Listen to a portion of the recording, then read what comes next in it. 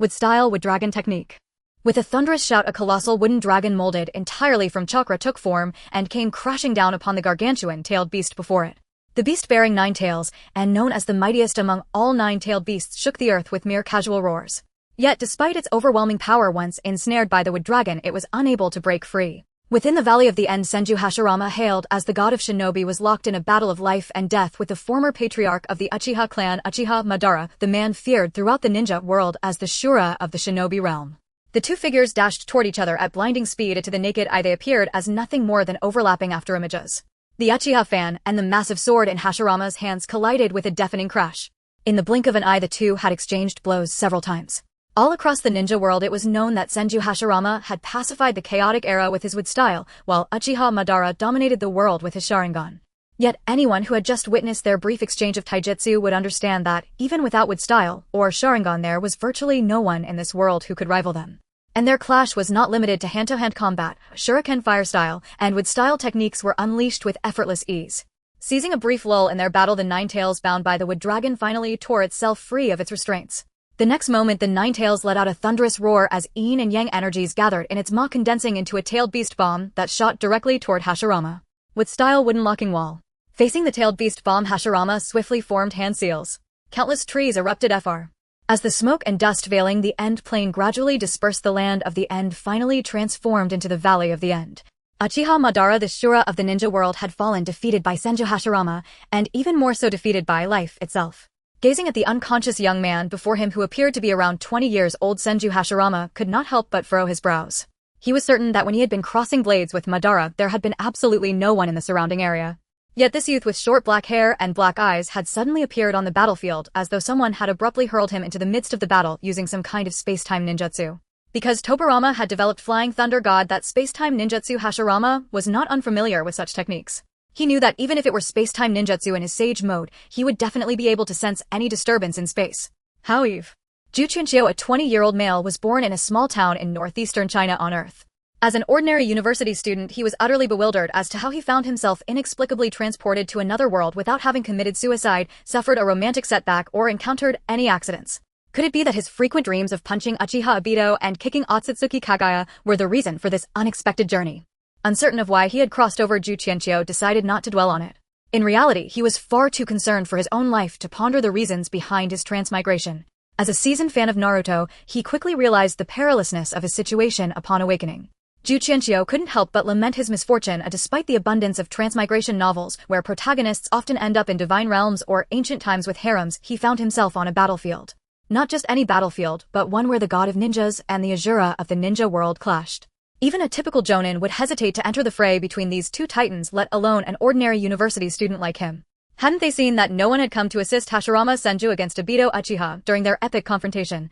It was only recently that the Warring States period had ended and the current Hidden Leaf Village was home to more than just a few powerful shinobi. However, Qiuqian was utterly astonished to discover that he had survived under the protection of Hashirama Senju. Indeed, as a transmigrator, he must possess great fortune to have emerged alive from such a dangerous predicament. After mentally thanking the deity of transmigration, he found himself even more grateful to Hashirama. Qiuqian realized that if it weren't for Hashirama's would release protecting him, no amount of luck would have allowed him to survive. In his past life as a Naruto viewer, Qiuqian had never particularly favored Hashirama, especially when he witnessed Hashirama dividing the 9-tailed beasts among the 5 great nations for the sake of peace. He had even looked down on Hashirama for possessing the strength to unify the nations, yet opting to use his saintly demeanor to persuade others. In contrast, Qiuqian deeply admired Obito's decisive and domineering nature. However, those were notions from his life before transmigration. Now that he had actually CR. Do you want to die by pretending to be unconscious in front of my eyes? Uchiha Madara's cold snort reached Qiuqian's ears. Knowing he had been seen through, Qiuqian had no choice but to open his eyes and stand up from the ground.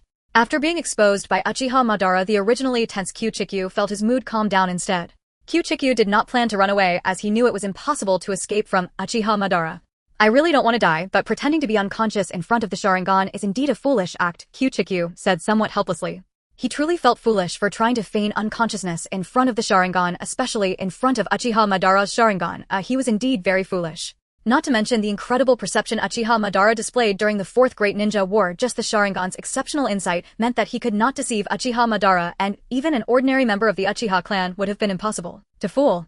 He was simply too foolish. You even know about the The 3 high school students surrounded a visibly beaten classmate in a secluded alley saying, "You little brat, keep your distance from Lin Shui from now on." The boy on the ground merely lowered his head and remained silent. "Hey, not talking tough, huh? If I see you eating with Lin Shui again, I'll break your legs," one of the boys shouted. Hearing this, the fallen boy slowly stood up. "What's wrong?" "Not convinced." "If you're not convinced, I'll beat you until you are." The 3 boys continued to insult him while pretending to throw punches. Suddenly, the beaten boy pulled out a spring knife from his pocket. One of the boys scoffed at the sight of the knife, saying, "Who are you trying to scare with a knife? I don't believe you'll dare stab me." His disdainful tone, however, betrayed a hint of fear. The boy on the ground did not respond, but silently flicked the blade out of the spring knife and raised his head to glare at the 3 before him. Without hesitation, he lunged at them with the knife in hand. When the 3 boys saw him charging, they screamed, "A murder!" and turned to flee without looking back. In their haste, they failed to end. At dawn, under the radiant sun that had just begun to rise, the situation within the Valley of the End became clear. "You excite me very well. I, Uchiha Madara, am willing to call you the strongest solely based on strength." Hearing this familiar praise from Uchiha Madara, orange-haired Qiuqian couldn't help but recall a man with a watermelon head and thick eyebrows, remembering his shining teeth. Even though Uchiha Madara called him strong, Qiuqian felt a twinge of fear, not from the overwhelming power of his opponent, but from the thought of what would happen if Madara discovered that he had snatched away his title of the strongest. If that happened, he would truly be in for a fate worse than death. "Ah, my lifelong rival." As he envisioned Madara giving him a thumbs up, Qiuqian shuddered slightly. Thankfully, it was still early before his birth. By the time he was born, he would be old, and Madara surely wouldn't bother with an old man like him. Considering that the battle at the Val. Upon hearing Uchiha Madara's inquiry, Qiuqian could only think to himself that he was being wronged. After all, he was on the verge of being killed, yet he still held back. How could Madara expect otherwise? Qiuqian felt a deep sense of frustration. Despite possessing power, speed, and chakra that could rival Madara at his peak, he was utterly clueless about both physical and ninjutsu techniques. Even the most basic body replacement technique was completely beyond his grasp. Before his reincarnation, Qiuqian had always wondered what it felt like to have money, but not know how to spend it, and now he finally understood. "Madara, you misunderstand me. I'm not using ninjutsu out of fear of hurting the esteemed Senju Hashirama," he clarified. Knowing Madara's temperament, Qiuqian realized that if Madara thought he was holding back out of respect, he would surely become enraged, making any chance of reconciliation impossible. Yet to admit his ignorance of ninjutsu would only solidify. The dust kicked up by their battle dispersed with the wind, revealing 2 panting figures. After more than 20 minutes of intense combat, this would typically be nothing for Uchiha Madara. However, having just fought Hashirama throughout the night from dusk until dawn, Madara was already at his wit's end.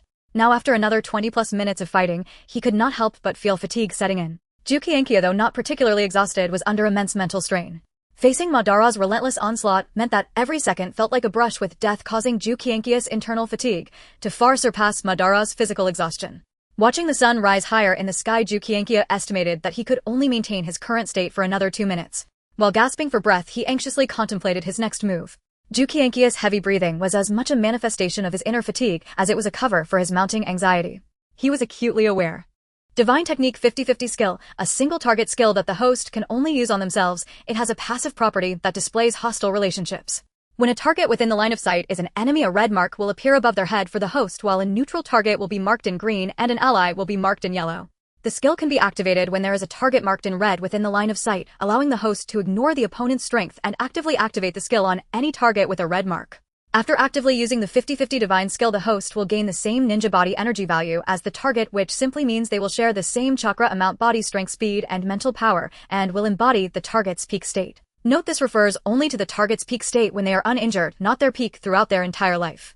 However, the host's 50/50 skill only includes the same ninja bow. In the office of the Hokage, looking at Senju Hashirama, who appeared utterly disillusioned from reviewing documents, Orange Qiuqian suppressed a smile and greeted him in a serious tone. After the negative effects of using the 50/50 skill dissipated, Orange Qiuqian's injuries indeed completely healed after a month. Thinking of the astonished expressions of the medical ninjas who believed his injuries were incurable, Orange Qiuqian couldn't help but find it somewhat amusing. Just as Orange Qiuqian's injuries had just healed, Senju Tobirama received the news, and Orange Qiuqian was personally escorted out of the hospital by him. Although Orange Qiuqian wanted to build a good relationship with the perpetually serious future second Hokage, he realized he knew little about Senju Tobirama's character and interests from his past life, so he had no idea what to talk about. Thus he followed Senju Tobirama into the Hokage building's office in silence. However, Orange Qiuqian did not notice the. Upon seeing Orange Qiuqian, the previously disillusioned Senju Hashirama immediately broke into a smile. Observing the heartfelt concern and sunny smile on his face, Orange Qiuqian felt a warmth in his heart and couldn't help but marvel. No wonder, he was the reincarnation of Asura, naturally full of charisma, the very embodiment of love and justice. Moreover, Orange Qiuqian could feel that the concern and smile from Senju Hashirama were genuine, stemming from pure emotion. Orange Qiuqian began to understand why the somewhat comical Senju Hashirama could overshadow Uchiha Madara and become the first Hokage. Yes, thank you for your concern, Hokage-sama. I've completely recovered, Orange Qiuqian replied. That's great. If there are no issues, I'll take you to see Konoha village. Without waiting for Orange Qiuqian's response, Senju Hashirama took his hand and led him out of the office. When they reached the door, without looking back, he said, Tobarama, please take care of the documents on the... Orange Qiuqian couldn't help but inwardly scoff, wondering why he seemed so happy standing on his own head. Qiuqian, what do you think of Konoha village? Although Senju Hashirama was asking Orange Qiuqian, he could tell from Hashirama's blissful expression what was on his mind. Konoha is wonderful, Hokage-sama, I really like it. Really? You're not just saying that to humor me, are you? Senju Hashirama looked at Orange Qiuqian with a combination of childish seriousness and playfulness. Of course not, I truly like Konoha, just like those villagers with smiles on their faces. Remembering the villagers he had seen along the way, all filled with joyous smiles, Orange Qiuqian finally understood why Senju Hashirama, despite having the power to unify the 5 great nations, still chose to distribute the tailed beasts in exchange for peace. The people who had just emerged from the Warring States period, having built the village, were experiencing peace for the first time, and seeing the smiles on their faces, how could Senju Hashirama bear to destroy such joy? Orange Qiuqian also realized that waging war would only lead to countless casualties, regardless of whether they were villagers from Konoha or other villages. With Senju Hashirama's compassionate nature, he certainly would not want to witness such loss. Thus he wished to. Forget it. If Madara has left, he must have his reasons. Before Orange Qiuqian could think of how to comfort him, Senju Hashirama pulled himself out of his sorrow and once again wore a comical yet sunny smile. Hearing Hashirama's self-comfort, Orange Qiuqian snapped back to reality. Qiuqian, after a moment of self-comfort, Senju Hashirama suddenly turned to Orange Qiuqian and said. Seeing Senju Hashirama looking at him with earnest eyes, Orange Qiuqian also returned his gaze. How about staying in Konoha? Looking at Senju Hashirama's rare serious expression, Orange Qiuqian averted his gaze and stood atop Hokage Rock, surveying the entire Konoha village. Observing this Konoha, which was both familiar yet vastly different from his impressions, Orange Qiuqian knew that this was the place he would live for the future. Seeing Orange Qiuqian nod, Senju Hashirama suddenly clasped his hands together and spoke excitedly, that's great. In celebration of Qiuqian becoming part of Konoha, let me take you to the casino. Before Orange Qiuqian could respond, Hashirama, with a serious expression, pulled him toward the casino, cheerfully saying, Qiuqian, soon you will witness the prowess of the so-called god of gambling, Senju Hashirama. Ha ha. Thus Qiuqian officially became a member of Konoha, completing the procedures similar to an identification card. He couldn't help but feel delighted that this traverser, who was previously an illegal resident, had become a legitimate inhabitant of this world. Looking at the identification document in his hands, Qiuqian still couldn't believe how easily he had become a legal resident of Konoha village. Initially, he had worried that since he had crossed over to the world of Naruto and didn't have a soul transmigration identity, it would be quite difficult to remain in Konoha and become a resident. After leaving the Konoha hospital, Qiuqian had been anxious that Konoha village would refuse to take him in due to his obscure background, pondering many strategies to become a resident. After all, Konoha village was the place he was most familiar with in this world. Not to mention that Konoha was the richest village in the Naruto world, it was also home to many people he knew, even if It was at that moment that Qiuqian realized he seemingly had no money at all. Without money, how could he buy furniture? Not to mention decorating the room. The most pressing issue was that without money, how could he eat? Thinking about food, Qiuqian's stomach involuntarily made a sound. Thank you for the hospitality, Hokage-sama. Maida-sama's cooking is truly excellent. With no money to eat, Qiuqian shamelessly went to the Hokage's residence to enjoy dinner. After all, a small face was nothing compared to starving to death. He also got to see Uzumaki Mito, who had just become the first Jinchuriki of the Nine Tails. Looking at Senju Hashirama, Qiuqian couldn't help but feel a bit envious. This guy is truly a winner in life. He became the leader of the village and married a princess from the Uzumaki clan. Ultimately, what he gained was not only a beautiful and wealthy wife whose cooking skills were exceptional and who was gentle and considerate, but he also became powerful after becoming a Jinchuriki. Senju Hashirama has truly reached the pinnacle of life. Due to Mito's exceptional culinary skills, Qiuqian embarrassingly finished every drop of soup in his bowl. After wiping his mouth, he expressed his gratitude for Hashirama's hospitality. Qiuqian, don't be polite. If you like, you can come often, Hashirama said with a broad smile. Of course I like it. Hearing he could often come for free meals, Qiuqian was overjoyed. Actually, Hokage-sama, I came today for another reason. I would like to ask for your help in finding a job. Considering that he was not only staying in the house gifted by them, but also enjoying their meals, he felt a bit embarrassed to ask for help again, no matter how thick-skinned he was. However, money was difficult to come by, and since he didn't know anyone else in Konoha, he had no choice but to ask Hashirama for assistance. So that's what it is. What kind of job do you want, Qiuqian? Naturally, I want a job that is both safe and not tiring, with high pay and excellent benefits, including 6 insurances. In the following days, Qiuqian did not go to work. In fact, he had already thought about what to do, but he simply did not have the time to reply to Senju Hashirama as he was incredibly busy. Indeed, Qiuqian was occupied with various social engagements. Initially, upon receiving an invitation from the head of the Hatake clan, Qiuqian did not notice anything amiss. He found it somewhat strange that a clan leader would invite him. Although he did not know the reason, being invited to a meal by someone was something he as someone without wealth could not refuse, and he enjoyed the meal thoroughly. However, when the leaders of various clans in Konoha besides the Uchiha began to invite him for meals, even Qiuqian, no matter how slow, finally realized something was off. After a roundabout inquiry, he finally understood why he was suddenly being treated to meals by so many people. After the battle at the Valley of the End, when Senju Hashirama brought Qiuqian back to the V. Watching Qiuqian leave, the head of the Nara clan turned to Danzo and said, "Do you know why I want you to take him as your teacher?" "I understand," father said. "It is because he is a very strong powerhouse," Danzo replied, seriously looking at his father. "Exactly the reason I want you to take him as your teacher is indeed because he is a powerhouse who can rival Uchiha Madara. But the most important reason is that he is a ninja without a clan. If you can take him as your teacher, then through the bond of mentorship you can make him a strong ally of the Nara clan. That is what matters most." "Yes, I understand, father," Danzo immediately responded upon hearing his father's guidance.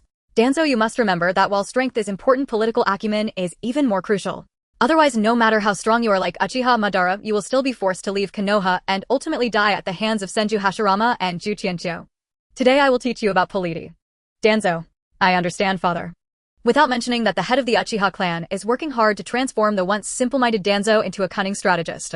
Let's talk about how after leaving the Uchiha household, Qiuqian Tachibana returned home only to find his way blocked by a child who looked to be around the same size as Danzo. Upon observing the child's attire, Qiuqian Tachibana immediately deduced that this child must belong to the Uchiha clan. Knowing this, Qiuqian Tachibana was well aware that the child was not here for friendly reasons. Although he recognized that the child was here to cause trouble, the boy appeared to be merely 11 or 12 years old, thus Qiuqian Tachibana couldn't treat him harshly.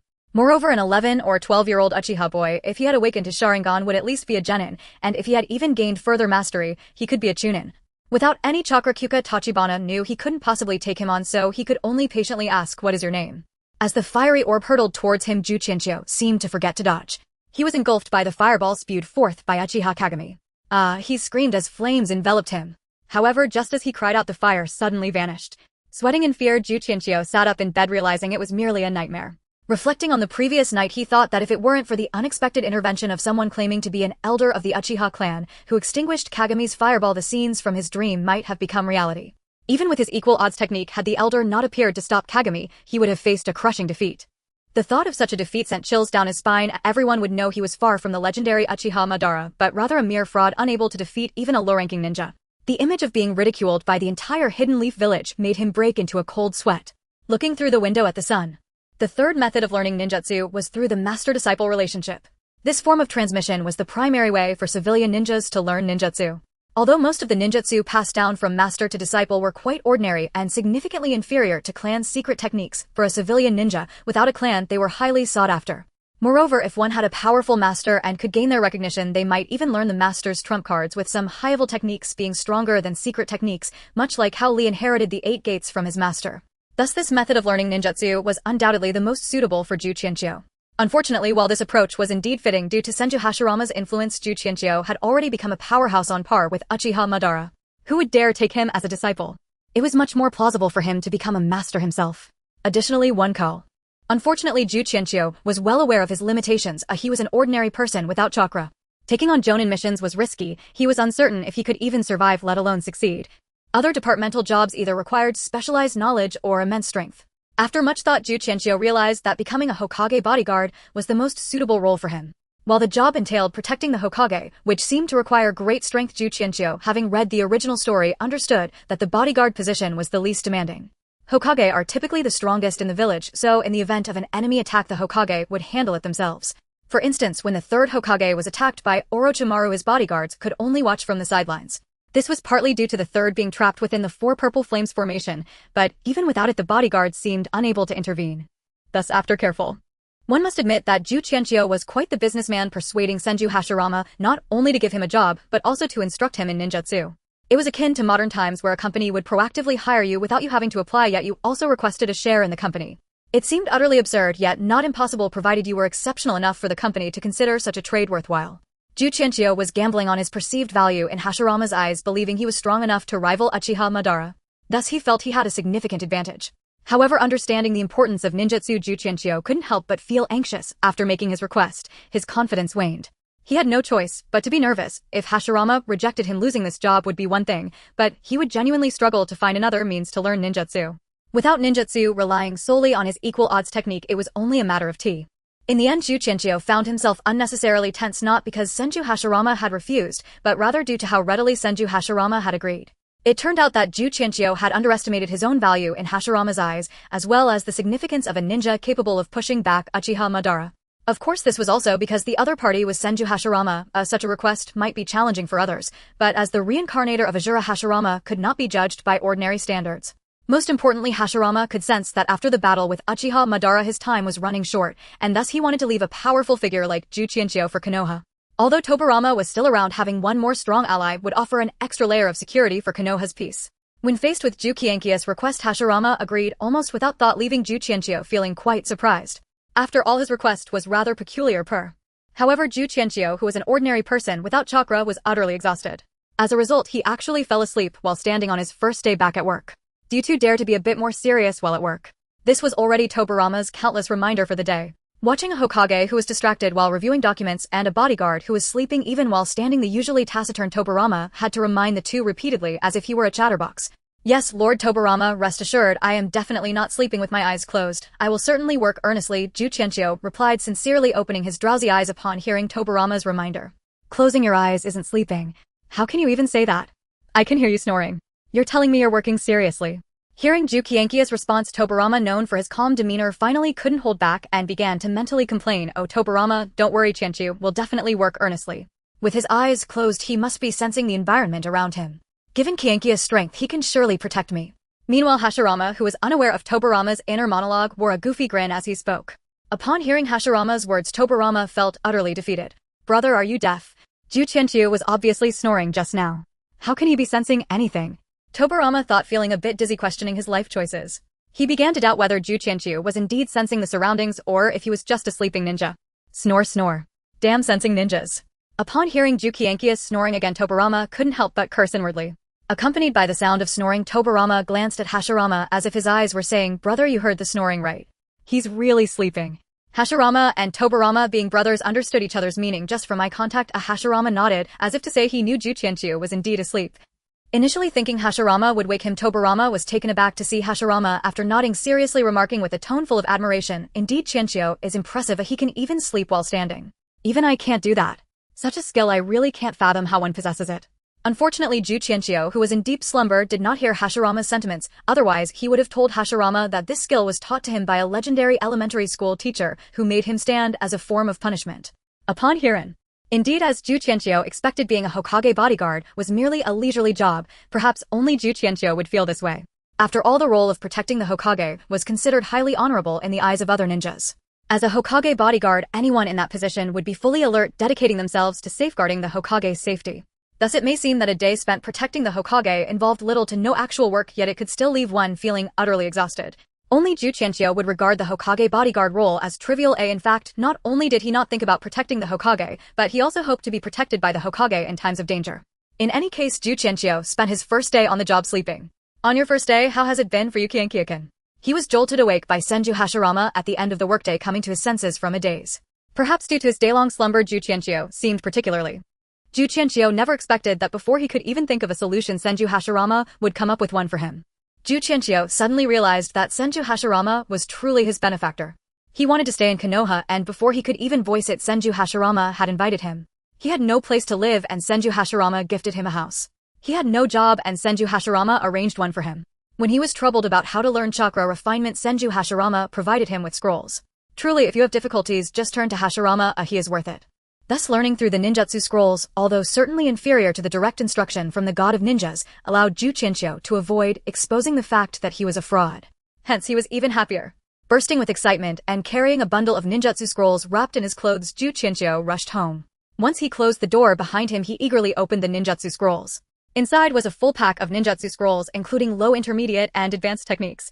Qiuqian felt that Senju Hashirama must have been in a hurry to go to the casino and randomly handed him a bunch of scrolls, perhaps implying that he could choose whichever he felt suitable to learn. Looking at the advanced techniques he had opened, Qiuqian reluctantly shifted his gaze away, though he wanted to learn advanced ninjutsu the most he simply couldn't yet. While rummaging through the scrolls, Qiuqian finally found the scroll containing the body substitution technique. Chakra is an energy produced by the perfect fusion of energy components controlled by the human body. It is the energy source used to perform ninjutsu, genjutsu, or taijutsu, or to create strings to bind opponents or cut through materials, also composed of chakra. This energy consists of 1. The bodily energy absorbed from each of the 130 trillion cells in the human body. 2. The mental energy cultivated through extensive training and accumulated experience. Reading the familiar description of chakra in the scroll, cold sweat trickled down Qiuqian's forehead. Unbelievably, it is exactly the same as what I found on Baidu. As a seasoned Naruto fan, Qiuqian had secretly attempted to extract chakra before crossing over. Of course, he had failed. After crossing over, he naturally tried to extract chakra according to the descriptions in the anime, but still failed. However, Qiuqian hadn't paid it much mind since he was merely practicing the methods he found in his previous life, not the actual chakra extraction technique. But when he discovered that the method described in the scroll was exactly the same as what was on Baidu in his past life, a disbelieving conclusion emerged in his mind. Upon seeing the images depicting chakra extraction he could not learn ninjutsu. He could never become a ninja. For Qiuqian, this night was destined to be another sleepless one. After a night of attempts, he still failed to refine chakra. Qiuqian had to face the reality that his body, so different from that of the Naruto world, truly could not extract chakra. The thought of being unable to cultivate chakra and learn ninjutsu, thus relegating himself to the status of an ordinary person, weighed heavily on the ever-optimistic Qiuqian. Why was he even wearing this body? Coach, I want to choose soul crossing. Regardless of how sad Qiuqian felt, a new day began with the rise of the sun. Seeing that it was time to go to work, he had no choice but to leave his home with a furrowed brow and a frown. Although he knew he couldn't cultivate chakra, he still had to attend class. As a college student from the 21st century, he lacked any life skills. Now he couldn't even be a ninja. Qiuqian just hoped that the fact he was merely a fake expert wouldn't be discovered. If people found out he was just an ordinary person, he wouldn't know what work he could do to make a living after losing his job as a Naruto bodyguard. Sigh, just take it one day at a time. After realizing he couldn't become a ninja, Qiuqian couldn't help but develop a self-destructive mindset. Good morning, Qiuqian. He encountered Sarutobi Sasuke, the leader of the Sarutobi clan, on his way to work. Although he was in a bad mood, he could only respond with a smile. Hello, Sarutobi clan leader. Qiuqian, just call me Sasuke. This was why Qiuqian, lacking strength, dared not accept him. Otherwise, Tobirama might never receive disciples again. Watching Sarutobi Nichiren bowing to him, Qiuqian almost agreed to his request, imagining himself as the master of the third Hokage strolling confidently through Konoha. But then he thought about the consequences if he did accept Sarutobi Nichiren and exposed the truth that he was just an ordinary person. With this in mind, Qiuqian decisively refused. Sarutobi Nichiren, rejected by Qiuqian, lowered his head in sadness, while Sarutobi Sasuke let out a sigh of relief. Sarutobi Sasuke had never expected his son would suddenly bow to Qiuqian. While it was indeed a great honor to have a strong figure like Qiuqian as a master, Sarutobi Sasuke had intended for Sarutobi Nichiren to learn from the Hokage. Thus, when he saw his son suddenly bowing to Qiuqian, his heart raced. And when he noticed Qiuqian looking at Sarutobi Nichiren with great interest, it would be rude to intervene, and offending a powerful figure capable of defeating Uchiha Madara would have severe consequences. Qiuqian, I'm sorry.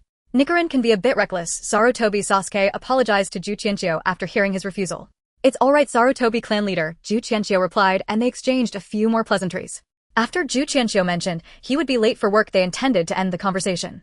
In fact, there was still some time before work, but Qiuqian lied mainly because he felt embarrassed to continue the conversation, especially with Sarutobi Sasuke showering him with compliments about his strength and young Sarutobi Nichiren occasionally gazing at him with admiration. Knowing he was just an imposter, Qiuqian felt that if he didn't leave soon, his face would be as red as Guan. Yes. Qiuqian, I didn't congratulate you on becoming a Hokage bodyguard yet. How rude of me, Sarutobi Sasuke said apologetically. I only started. After finishing his conversation with the Sarutobi father and son, Qiuqian headed towards the Hokage building. Little did he know that his words had planted the seed of ambition in the 12-year-old Sarutobi Hizashi's heart to become Hokage. Watching Qiuqian's retreating figure, young Sarutobi Hizashi silently resolved to become Hokage. To gain Qiuqian's recognition, Sarutobi Hizashi must become Hokage. Observing Hizashi's eyes filled with determination, Sarutobi clan leader couldn't help but sigh that Qiuqian is truly a good person. Indeed, in the clan leader's eyes, Qiuqian's encouragement to Hizashi about becoming Hokage and serving as his bodyguard was uplifting. From Sarutobi Sasuke's perspective, Qiuqian must have feared that Hizashi would be saddened by rejection in his quest for a mentor, hence his encouraging words. While Sarutobi Sasuke hoped his son could become Hokage, he merely wished for it and didn't dare to assert it as definitively as Qiuqian did. Thus Sasuke viewed Qiuqian's actions as encouragement from a strong individual to a junior. Unfortunately, Sasuke was unaware that Qiuqian was not encouraging Hisashi, he was simply stating a fact. As for Qiuqian's offer to be Hisashi's bodyguard, he was indeed serious. Qiuqian genuinely wished to be Hisashi's protector, continuing his role as a Hokage bodyguard. Familiar with the plot, Qiuqian was merely securing a fallback plan for himself. Unable to refine chakra and become a ninja, he was at a loss as to what else he could do in this world besides being a security guard. Now he understood why so many college students became security guards in the world before his time. Moreover, in this world, the job of a security guard wasn't something anyone could just take, it required strength. Without strength, if he still wanted to work as Senju, Hashirama was too carefree to realize he was a fraud, while Senju Tobirama was different. Lost in such thoughts, Qiuqian entered the Hokage building and another day of hard work began. As work commenced, Qiuqian, having stayed up all night researching how to refine chakra, soon fell asleep again. After sleeping through the day, Qiuqian, troubled by his inability to refine chakra, had a change of perspective. Even if he could refine chakra, what would it matter? The optimal age for refining chakra was around 6, which explained why the Ninja Academy set the enrollment age at 6. Although chakra could be cultivated early, starting too soon could significantly hinder future development. Refining chakra too early could lead to stunted growth, and delaying the cultivation would be even worse. It is essential to understand that chakra is the energy source derived from the 130 trillion cells in the human body. It is derived from the energy captured by individual cells among the 130 trillion cells in the human body. If one were too old, like the 20-year-old Qiuqian, the cells in his body would have already divided too many times during growth, resulting in a limited amount of energy produced within. Thus, starting to refine chakra at Qiuqian's age would yield minimal results. He might exhaust his chakra with just 1 or 2 fireball jutsu. Even if he learned advanced ninjutsu, he wouldn't have enough chakra to use them. Therefore, even if Qiuqian became a ninja, his strength would at most reach the level of a chunin, and he would be among the weakest. Realizing that even if he could extract chakra, he would only be a chunin, Qiuqian no longer felt so troubled about his inability to refine chakra. Furthermore, considering he had work that allowed him to support himself, being close to Senju Hashirama ensured his safety, and in the future, he could also be near the 3rd Hokage for security. As for the potential attack by Orochimaru that would kill the 3rd Hokage, that was still 50. Thus Qiuqian began his life of decadence. Days of indulgence and ease always passed quickly. Time flowed like water and the years passed swiftly. Spring turned to autumn, and in the blink of an eye, time moved from the beginning of the 4th year in Konoha to its end. Qiuqian had been in the Naruto world for almost a year now. Throughout this year, Qiuqian worked diligently during the day, though one should not mind the small detail of him often dozing off at work. After work, he occasionally got dragged to the casino for gambling by Hashirama or invited by some clan leaders for dinner. However, Qiuqian merely participated in social gatherings, as he often felt uneasy being flattered at the dining table given his lack of strength. Aside from that, when he returned home without entertainment programs, he would browse through ninjutsu scrolls. Although unable to refine chakra and practice ninjutsu, he still found them alluring, much like beautiful women. Even just looking was enjoyable. For instance, the 3rd Hokage and Jiraiya were both peeping toms one peeped at. Over the course of a year, Qiuqian unconsciously memorized several hundred ninjutsu. Sometimes when lying in bed, he would think that if he could refine chakra combined with his 50-50 skill and a few hundred ninjutsu, would he be called Konoha's #1 skillful ninja Qiuqian. Imagining that if he truly stole Kakashi's title of 50-50 and then took his name for some inexplicable reason, Qiuqian felt a bit guilty towards Kakashi. Naturally, there was also a hint of secret delight. Unfortunately, such situations could only occur in dreams. In reality, Qiuqian was overthinking, although he memorized hundreds of ninjutsu, that didn't mean he could use them.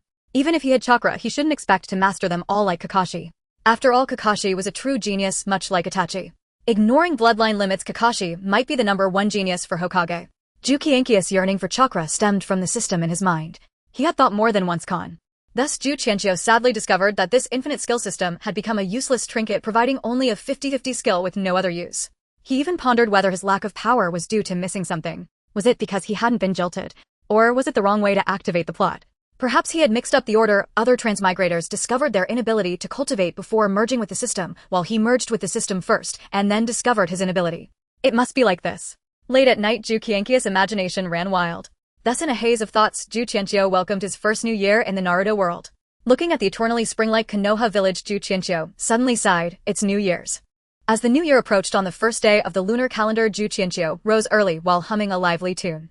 After freshening up and donning his newly purchased clothes, he set out with prepared gifts to visit each household, wishing them a happy new year.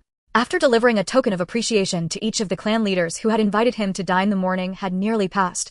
Naturally, Qiuqian returned home with even more valuable gifts, and as he gazed at the pile of presents, a smile spread across his face. Celebrating the new year is truly wonderful. If only every day could be New Year's Day, he sighed. After dropping off the gifts at home, Qiuqian headed out once more. Knowing that Qiuqian had no relatives in Konoha, Senju Hashirama had invited him to celebrate the new year together. Of course, Qiuqian was not the only one celebrating alone without family. The key point was that Qiuqian was the only one with considerable strength and no family or subordinates. Lord Mito, Happy New Year.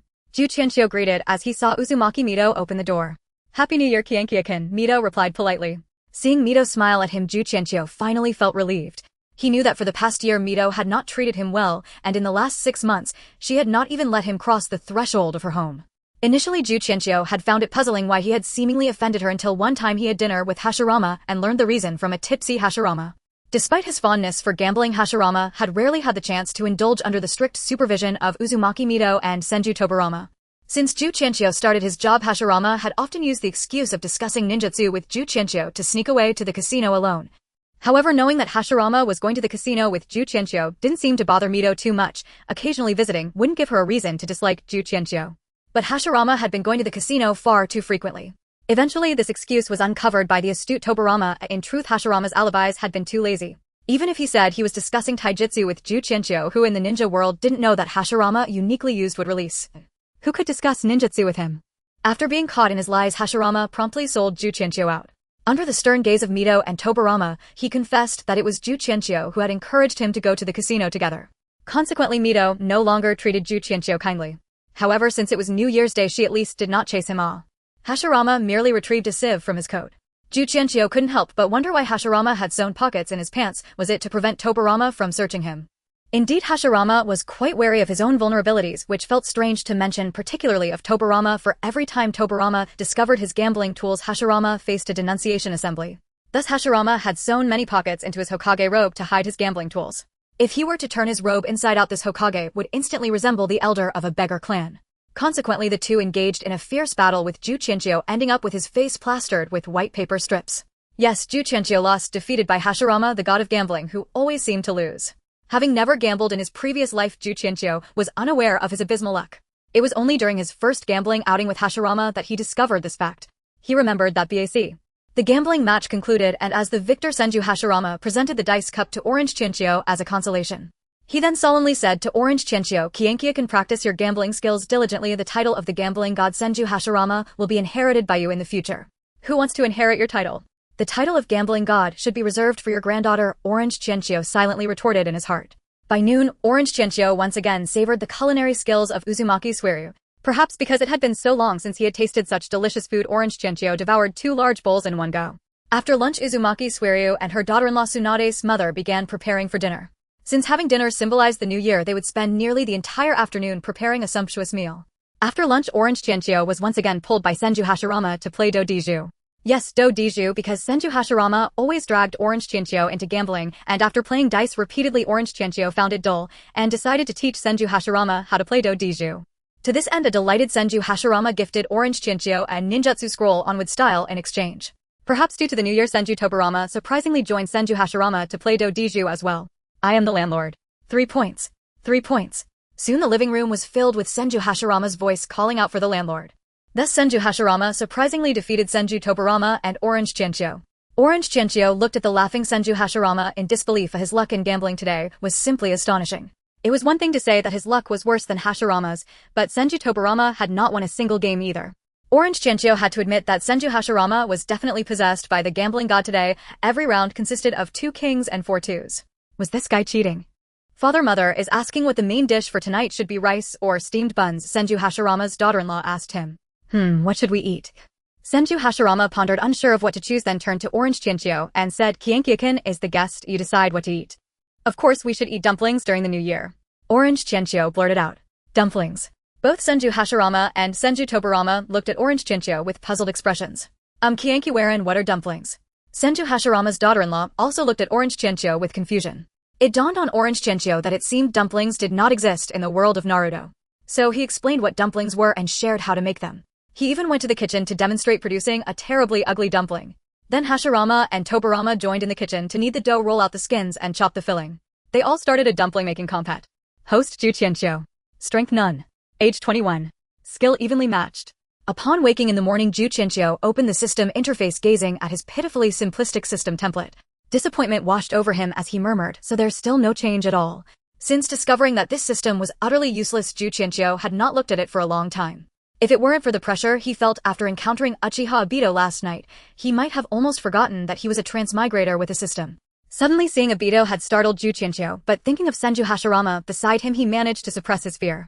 It wasn't that Qiuqian was timid, or rather he felt guilty. Everyone in Konohagakure knew that he and the Hokage had defeated Uchiha Obito together, and he worried about whether Obito had heard this news. How could someone as proud as Uchiha Obito allow himself to be defeated by anyone other than Senju Hashirama? Thus Qiuqian felt particular. Moreover, he was acknowledged as a strong person himself, so Uchiha Obito did not hold Qiuqian accountable.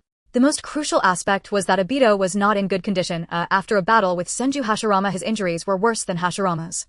Additionally, after having Hashirama's flesh implanted within him, Obito's body was in a state of chaos. To suppress the turmoil within and the backlash from Hashirama's cells, Obito's already poor condition had deteriorated to an unprecedented low. It was precisely because of Obito's poor state that he refrained from engaging in a violent confrontation with Hashirama after their disagreement. Upon seeing Hashirama, Obito understood why he suddenly felt the urge to return. It must be said that Obito's instincts were remarkably accurate, or rather the chakra of Indra and Asura was truly extraordinary. In any case, after Qiuqian woke up, he received the news of Hashirama's passing. Upon hearing about Hashirama's death, Qiuqian's first. According to Qiuqian's memories, Hashirama was supposed to have passed away around the 12th year of Konoha. Hashirama had met Tsunade, and it had only been 5 years since the founding of Konoha, with several more years until Tsunade's birth. Could it be due to his own actions? Yes, it must be, because during the battle at the Valley of the End, Hashirama sustained more severe injuries while protecting him than in the original story. Realizing that he had altered the plot and caused Hashirama to leave this world early, Qiuqian couldn't help but feel guilty towards Hashirama. Moreover, he felt sorry for Mito. If it weren't for him, Hashirama could have at least accompanied her for a few more years, even though Mito often felt angry at Hashirama's gambling. He also felt guilty towards Tsunade, as Tsunade had not even met her grand uncle Hashirama, although Hashirama had only left her with a bad gambling habit and taught her nothing else. But most of all, he felt sorry for the villagers of Konoha who had lost their beloved Hokage too soon. After a brief pause, Qiuqian accepted this reality. No wonder Hashirama's luck had been so good yesterday. First, he won at Dojiju against Tobirama. At dinner, he even drew a money symbol when eating the first dumpling. No wonder Tobirama, who never gambled, would play Dojiju with Hashirama. It also explained why, upon hearing Hashirama say he would never gamble again, Uzumaki Mito strangely displayed her unhappiness. Even Uchiha Obito must have sensed that Hashirama was about to leave, which is why he suddenly returned. It turned out he was the only one oblivious to this. Stepping out of his room, he looked at the villagers in the streets, still wearing smiles on their faces. Clearly the news of Hashirama's passing had not yet spread. Looking up at the lifelike statue of Hashirama on Hokage Rock, Qiuqian suddenly recalled the serious expression Hashirama had worn when he looked at him after Obito had left last night. I know Obito is right. Peace cannot last forever. If I am no longer around. Qiuqian, would you be willing to help me protect Konoha and safeguard this beautiful peace? In the 5th year of Konoha, the founder of the Fire Country's Konoha village, the first Hokage, the man who pacified the chaotic world, the great ninja god Senju Hashirama, passed away at the age of 42. On the 5th day of the first month, 3 days after Senju Hashirama's death, Konoha village held his funeral. It was the night of the first day of the new year.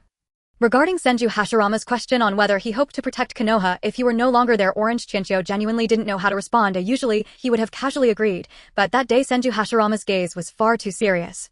Thus, Orange Qiuqian ultimately did not answer him. Besides being familiar with the Hokage, Orange Qiuqian knew that there were still many years before Hashirama's death, so there was no need to consider if even if years later Hashirama were to pass, there would still be the 2nd and 3rd Hokage, making it unnecessary for him to protect Konoha. Furthermore, and most importantly, even if Orange Qiuqian wanted to protect it, he lacked the ability to do so, as he couldn't even extract chakra. Could he rely solely on a 50-50 skill? Don't be ridiculous. Therefore, Orange Qiuqian did not respond, nor could he, facing Hashirama's earnest eyes. He didn't want to deceive him. What Orange Qiuqian did not expect was that, because of him, history had changed. Senju Hashirama unexpectedly passed away earlier on the 5th day of the first month, which was usually a time of celebration this year was shrouded in sorrow. Orange Qiuqian, dressed in black, arrived early at the Konoha cemetery to help arrange the venue. The funeral setup was simple, with only a few white floral wreaths placed at the tombstone. Although the funeral was modest, the villagers and ninjas who came to pay their respects filled the entire Konoha cemetery. Everyone wore black, making the atmosphere particularly solemn and grave once the funeral began.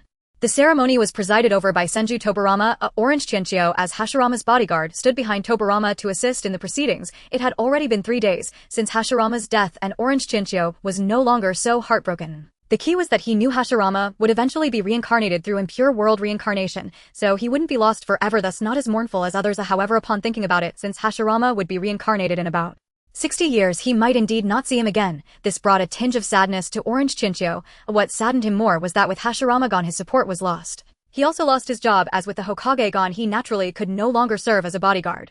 Without even thinking, Orange Qiuqian knew that Tobirama would definitely not allow him to be his bodyguard, considering he always slept at work. If Tobirama still wanted him as a bodyguard, it would be absurd. Besides, even if Tobirama did let Orange Qiuqian be a guard, he wouldn't dare, as Tobirama was not Hashirama, and Orange Qiuqian feared that he might inadvertently expose the fact that he was a counterfeit expert. He originally thought Hashirama would at least live for another 7 to 8 years, allowing him to work as a guard and save some money. After Hashirama's departure, he would open a shop, selling flowers or whatever. Then he would marry a wife, have a child, and slowly age until the end of life. Even though his journey through life was not extraordinarily glorious, at the very least he would live without worries, have enough to eat, and wear a happy marriage and a house full of children and grandchildren. But Hashirama, why did you have to leave? You disrupted all my plans. Thinking of this, Orange Qiuqian couldn't help but want to cry out loud, and before he could let his voice out to prepare to weep.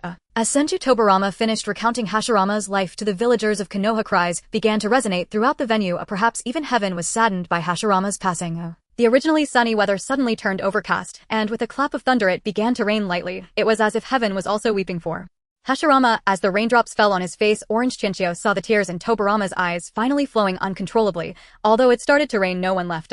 Orange Qiuqian turned to look at the photo of Hashirama on the tombstone, as if he could see the living Hashirama standing right in front of him. Qiuqian, what do you think of Konoha village? Really? Qiuqian, you're not lying to me, are you? Qiuqian, how about staying in Konoha? Great. To celebrate Qiuqian becoming a part of Konoha, let me invite you to the casino.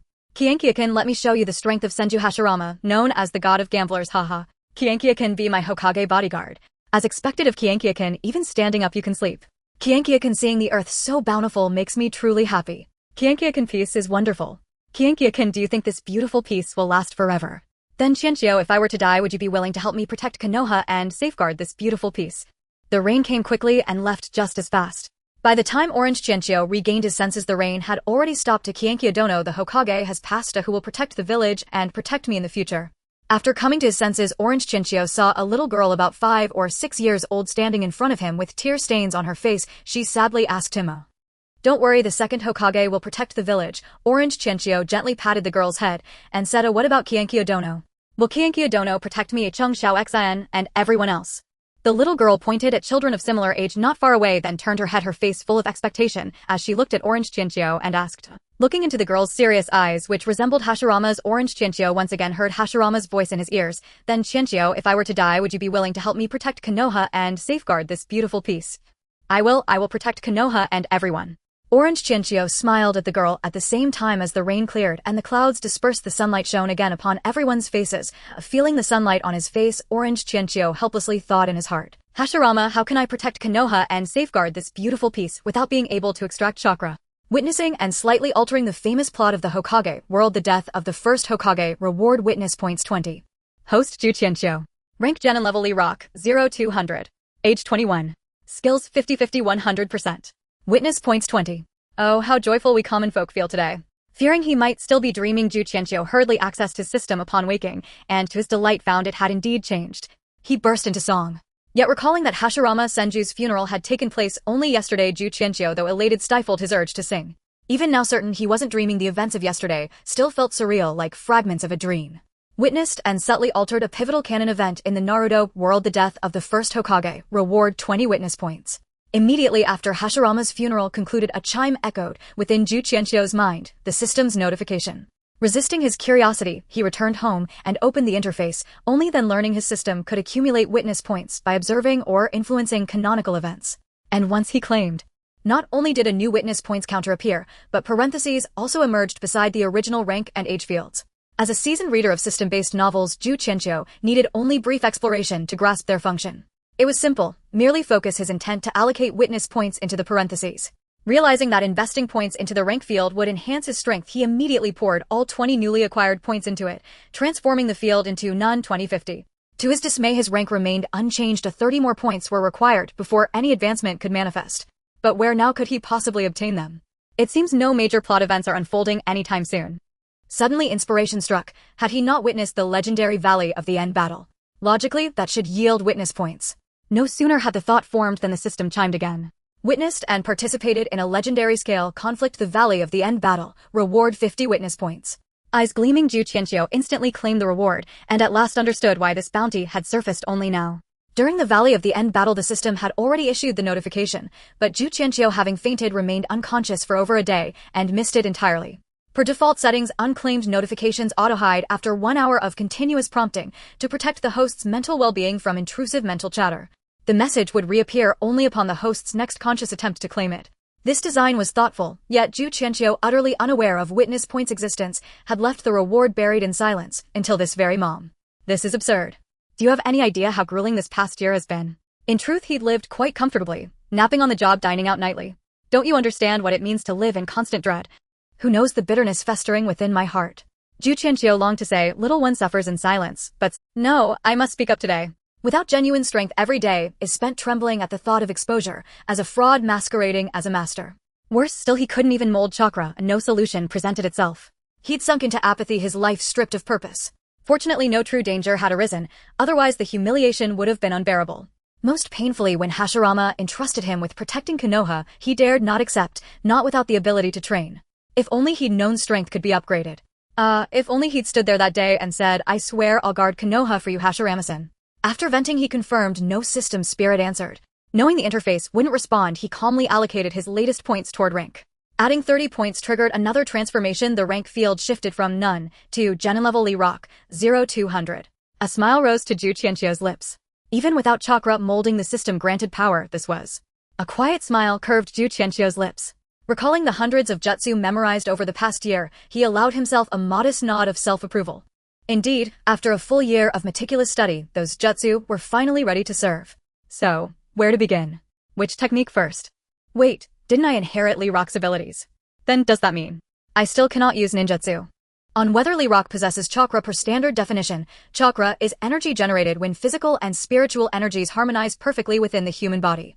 It fuels all techniques, ninjutsu, genjutsu, taijutsu, as well as chakra threads used to bind foes or sever substances composed of chakra itself. Thus both taijutsu and puppetry require chakra. Lee Rock's mastery of taijutsu confirms he possesses chakra, though Kishimoto deliberately restricted his chakra to taijutsu alone, rendering him incapable of ninjutsu or genjutsu. In the Hokage's office, ahem. Hokage-sama, I wasn't sleeping, I was just deep in thought. Upon hearing the cough of Senju Tobarama, the dozing orange Qinchao beside him quickly opened his drowsy eyes. This was because every time Tobarama caught Qinchao sleeping, he would cough deliberately to remind him, prompting Qinchao to reflexively explain himself. I really did cough, Tobarama said helplessly. He truly was coughing because his throat felt a bit uncomfortable this time. Upon hearing Qiuqian's response, Tobarama knew this guy must have dozed off again. Looking at the hopeless orange Qinchao, Tobarama felt utterly resigned. Yes, Hokage-sama, I really wasn't asleep, Qinchao said with an expression that seemed to say, you want trick me. Just as Qinchao remembered, Tobarama had indeed become the second Hokage. Witnessing Tobarama's ascension to the position, Qinchao earned 10 witness points. Overjoyed, Qinchao became the loudest cheerer at Tobarama's inauguration. What surprised Qinchao? Just like the Hokage bodyguards around the fourth, such as Noara Hayoma and others, they weren't particularly significant figures. However, Qinchao did not realize that the role of Hokage bodyguards at this time, while sharing the same name as those from the fourth's era, differed vastly in nature. During the fourth Hokage's time, the bodyguards could be termed as dark guards, with their responsibilities solely to protect the Hokage from the shadows. They were merely bodyguards. The tasks they performed were akin to those ninjas in the third Hokage's Umbu, who were specifically assigned to protect him, like the masked Umbu who watched the commotion when Orochimaru attacked. However, the current Hokage bodyguards were in the open as Qinchao stood beside Hashirama and Tobarama while working. Their duties extended beyond just protecting the Hokage, as there was not yet a military advisor role established to assist the Hokage in handling administrative matters. Thus the primary function of H. The bodyguard Jairu beside the Mizukage and Koratsuchi beside the Tsuchikage later became their respective leaders. Therefore, as the Hokage bodyguard, Orange Qinchao might also possibly become the third Hokage in the future. At the very least, Hashirama held such high expectations for Qinchao. This illustrates just how much Hashirama valued Qinchao.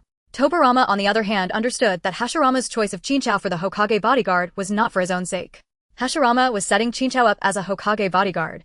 Thus, even though Tobarama was not fond of the bodyguard arranged by his elder brother, he had no choice but to accept it. After all, it was his brother's goodwill. Tobarama also did not realize that Qinchao in fact was not particularly eager to be his Hokage bodyguard. Originally, it was due to fear. Before receiving witness points, Qinchao was afraid to expose his lack of strength since he couldn't refine chakra. However, after gaining witness points and strin, Tobarama, having heard Hashirama mention this idea before, agreed to Qiuqian's proposal and appointed Qinchao to oversee the matter. Thus, under Qiuqian's command, after several nights of hard work, the construction was finally completed yesterday. Participating in the creation of this historically significant and iconic landscape earned Qiuqian 10 witness points. He looked at Tobirama, who wore an expression of dissatisfaction. Qiuqian felt he needed to change Tobirama's poor impression of him. After all, Tobirama was his superior. If his superior was dissatisfied with him, how could he have a good life? The key was that Tobirama in Qiuqian's eyes was like a god of wealth. The salary was one aspect, but the most important was the witness points. Tobirama was someone who enabled him to obtain a substantial amount of witness points, considering that most of Konoha's institutions were established by Tobirama, who also developed various ninjutsu and forbidden techniques, all of which could earn witness points. Therefore, in order not to be dismissed by Tobirama and to acquire witness points, while working closely with him, Qiuqian felt he must improve Tobirama's negative impression of him. Thus, upon noticing the displeasure on Tobirama's face, Qiuqian quickly explained, "Hokage-sama, you misunderstood. I definitely wasn't sleeping with my eyes closed. I was sensing the surroundings." Qiuqian rubbed the corners of his host Qiuqian. Strength lower ninja level E rock 0-200. Age 20. Skills 50-50 100%. Witness points 30. The common folks are even happier today. Since acquiring witness points, Qiuqian checked his attribute panel every morning, and since last night, he couldn't resist clicking it every little while. Each time he looked, he couldn't help but smile. It wasn't that Qiuqian had gone mad, he simply couldn't believe what he was seeing. Fearful that he was dreaming, he opened the system template repeatedly to confirm his reality. As he gazed at the age displayed on the template, he couldn't contain his joy and began to sing. It was no wonder he was so excited. Just yesterday morning his age was 21, but now it had changed to 20. Last night, by participating in the construction of a historically significant landscape, he earned another 10 witness points. Coupled with the 10 points from witnessing the ceremony for Hokage's succession, along with the remaining 20 points. Qiuqian felt he must change the impression the other had of him and establish a good relationship. He needed to earn more witness points. But how could he make Senju Tobirama believe he had not fallen asleep? As his eyes wandered, Qiuqian suddenly felt as if he saw a red mark. It was in the direction of the window. Peering outside, he spotted a man resembling a merchant standing outside the Hokage building. Observing this man with the red mark on his head, Qiuqian couldn't help but smile. His luck today was truly incredible, and now let's see how Senju Tobirama could still wrongfully accuse him of not working hard or dare to wrongfully accuse him of sleeping. So what did you discover? Reporting to Hokage, I have discovered spies from other nations. Qiuqian said with a serious expression, looking at the man outside the Hokage building. Hearing Qiuqian's words, Senju Tobirama followed his gaze out the window. Upon seeing the spy, Qiuqian referred to Senju Tobirama, lowered his head to look at the document in his hands. The usually expressionless Senju Tobirama surprisingly revealed a slight smile, though it was not obvious. Are you talking about that merchant? Yes, Lord Hokage, that merchant must be a spy. If he were just a merchant, why would he be outside the Hokage building instead of the commercial street? Qiuqian confidently explained. Although he had concluded the man was a spy based on the red mark on his head, he could not divulge that detail regarding the system and skills. Thus he deduced he was an enemy after determining that he was an adversary. That merchant appeared near the Hokage building because he just released a high-level mission. Observing the serious demeanor of Orange Qiuqian coupled with the solemn oath made by the other party, Senju Tobirama ultimately decided to trust Orange Qiuqian once more. After all, he was someone his elder brother valued highly.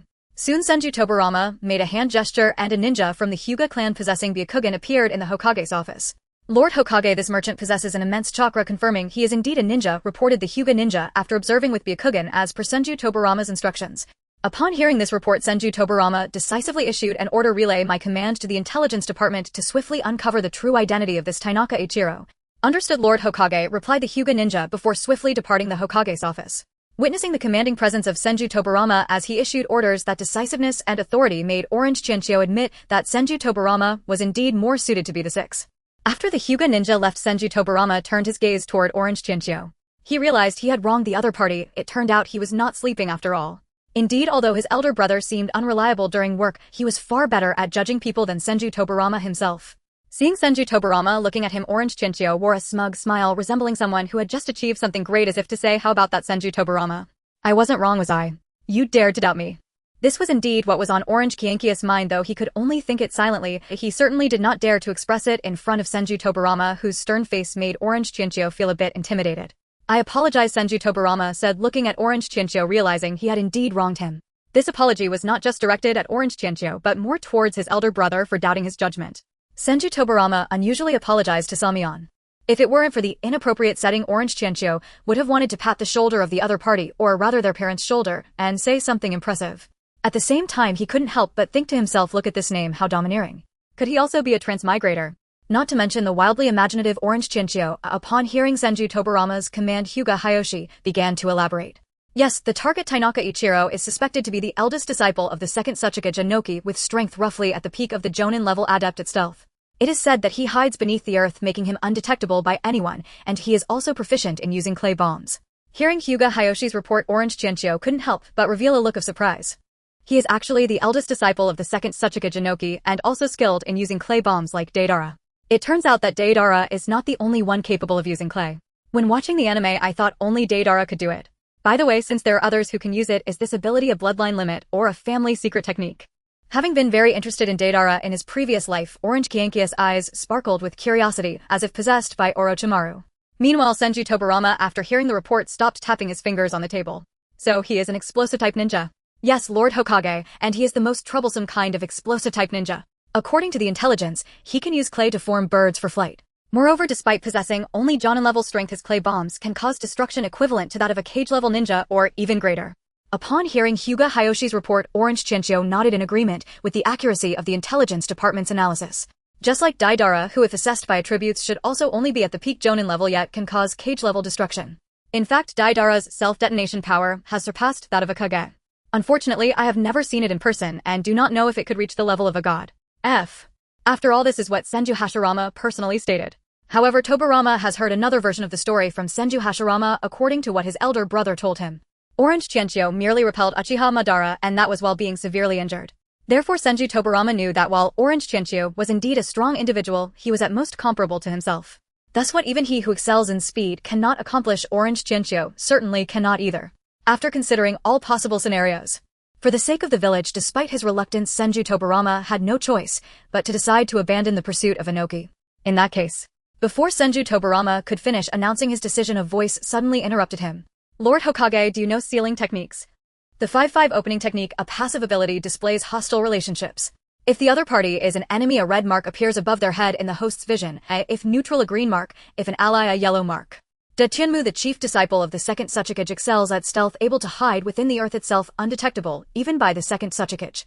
Moreover, he is a demolition-type ninja hailed as the greatest genius of Iwagakure.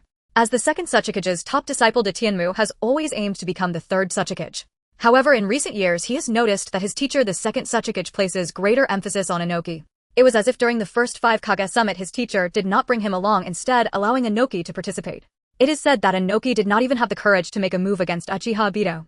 De Tianmu cannot fathom why his teacher would value the dull-witted and inept Inoki more. Is it merely Bika? Had he De Tianmu gone instead, he would have made Uchiha Obito aware of his prowess. Unfortunately, it is said that he was killed by a ninja named Yuri Chikyu along with the first Hokage. Not long after, the first Hokage also perished. As a result, the village began to have thoughts about the Land of Fire. De Tianmu also saw an opportunity. If he could contribute more to the village, he would gain greater support within it. Even if his master favored Inoki more, he would still be the one to become Tsuchikage. Thus, when Iwagakure decided to send scouts to Konohagakure, De Tianmu volunteered for the mission. Afterward, De Tianmu successfully stole the intelligence he needed under the guise of completing a mission. He thought that once the Hokage approved his mission, he could return with the information openly. By then, with his achievements, he would gain more support. With the accumulation of merits, the position of the third Tsuchikage would surely be his. Standing outside the Hokage building waiting for his mission to be approved, De Tianmu looked at the Hokage building, a scornful smile involuntarily appearing on his lips.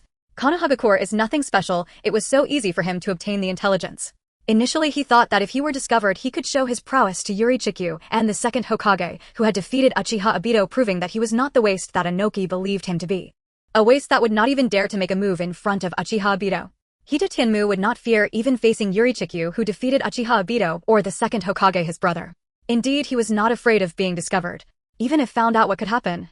He could easily escape by flying or digging underground. Before leaving, he intended to use clay bombs to blow Konohagakure to smithereens. When he returned to the village, he would witness the ashamed expression of Inoki, that useless fellow, as well as the regretful look of his master for choosing Inoki. However, he never expected that no one in Konohagakure would be able to discover him.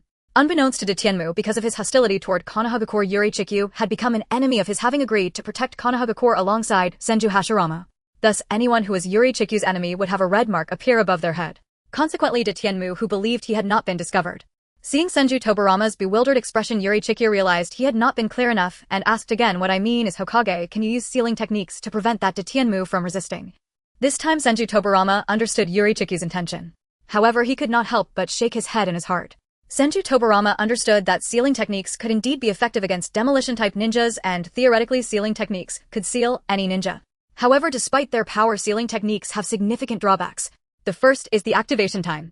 Senju Tobarama would not claim to be the strongest ninja in the world, but he considered his sealing technique level comparable to that of the strongest members of the Uzumaki clan, such as his sister-in-law Uzumaki Mido.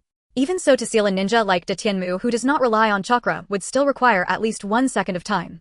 Do not underestimate 1 second for ninjas who can use chakra. 1 second can be a lot. To simply compare, 1 second for a ninja is akin to 5 seconds for an ordinary person, due to the incredible speed and reaction time of chakrazing ninjas. For instance, Kakashi can perform 4 hand seals in 1 second, while an ordinary person could only manage 1 seal in that same time. Therefore, do not apply ordinary people's sense of time to ninjas.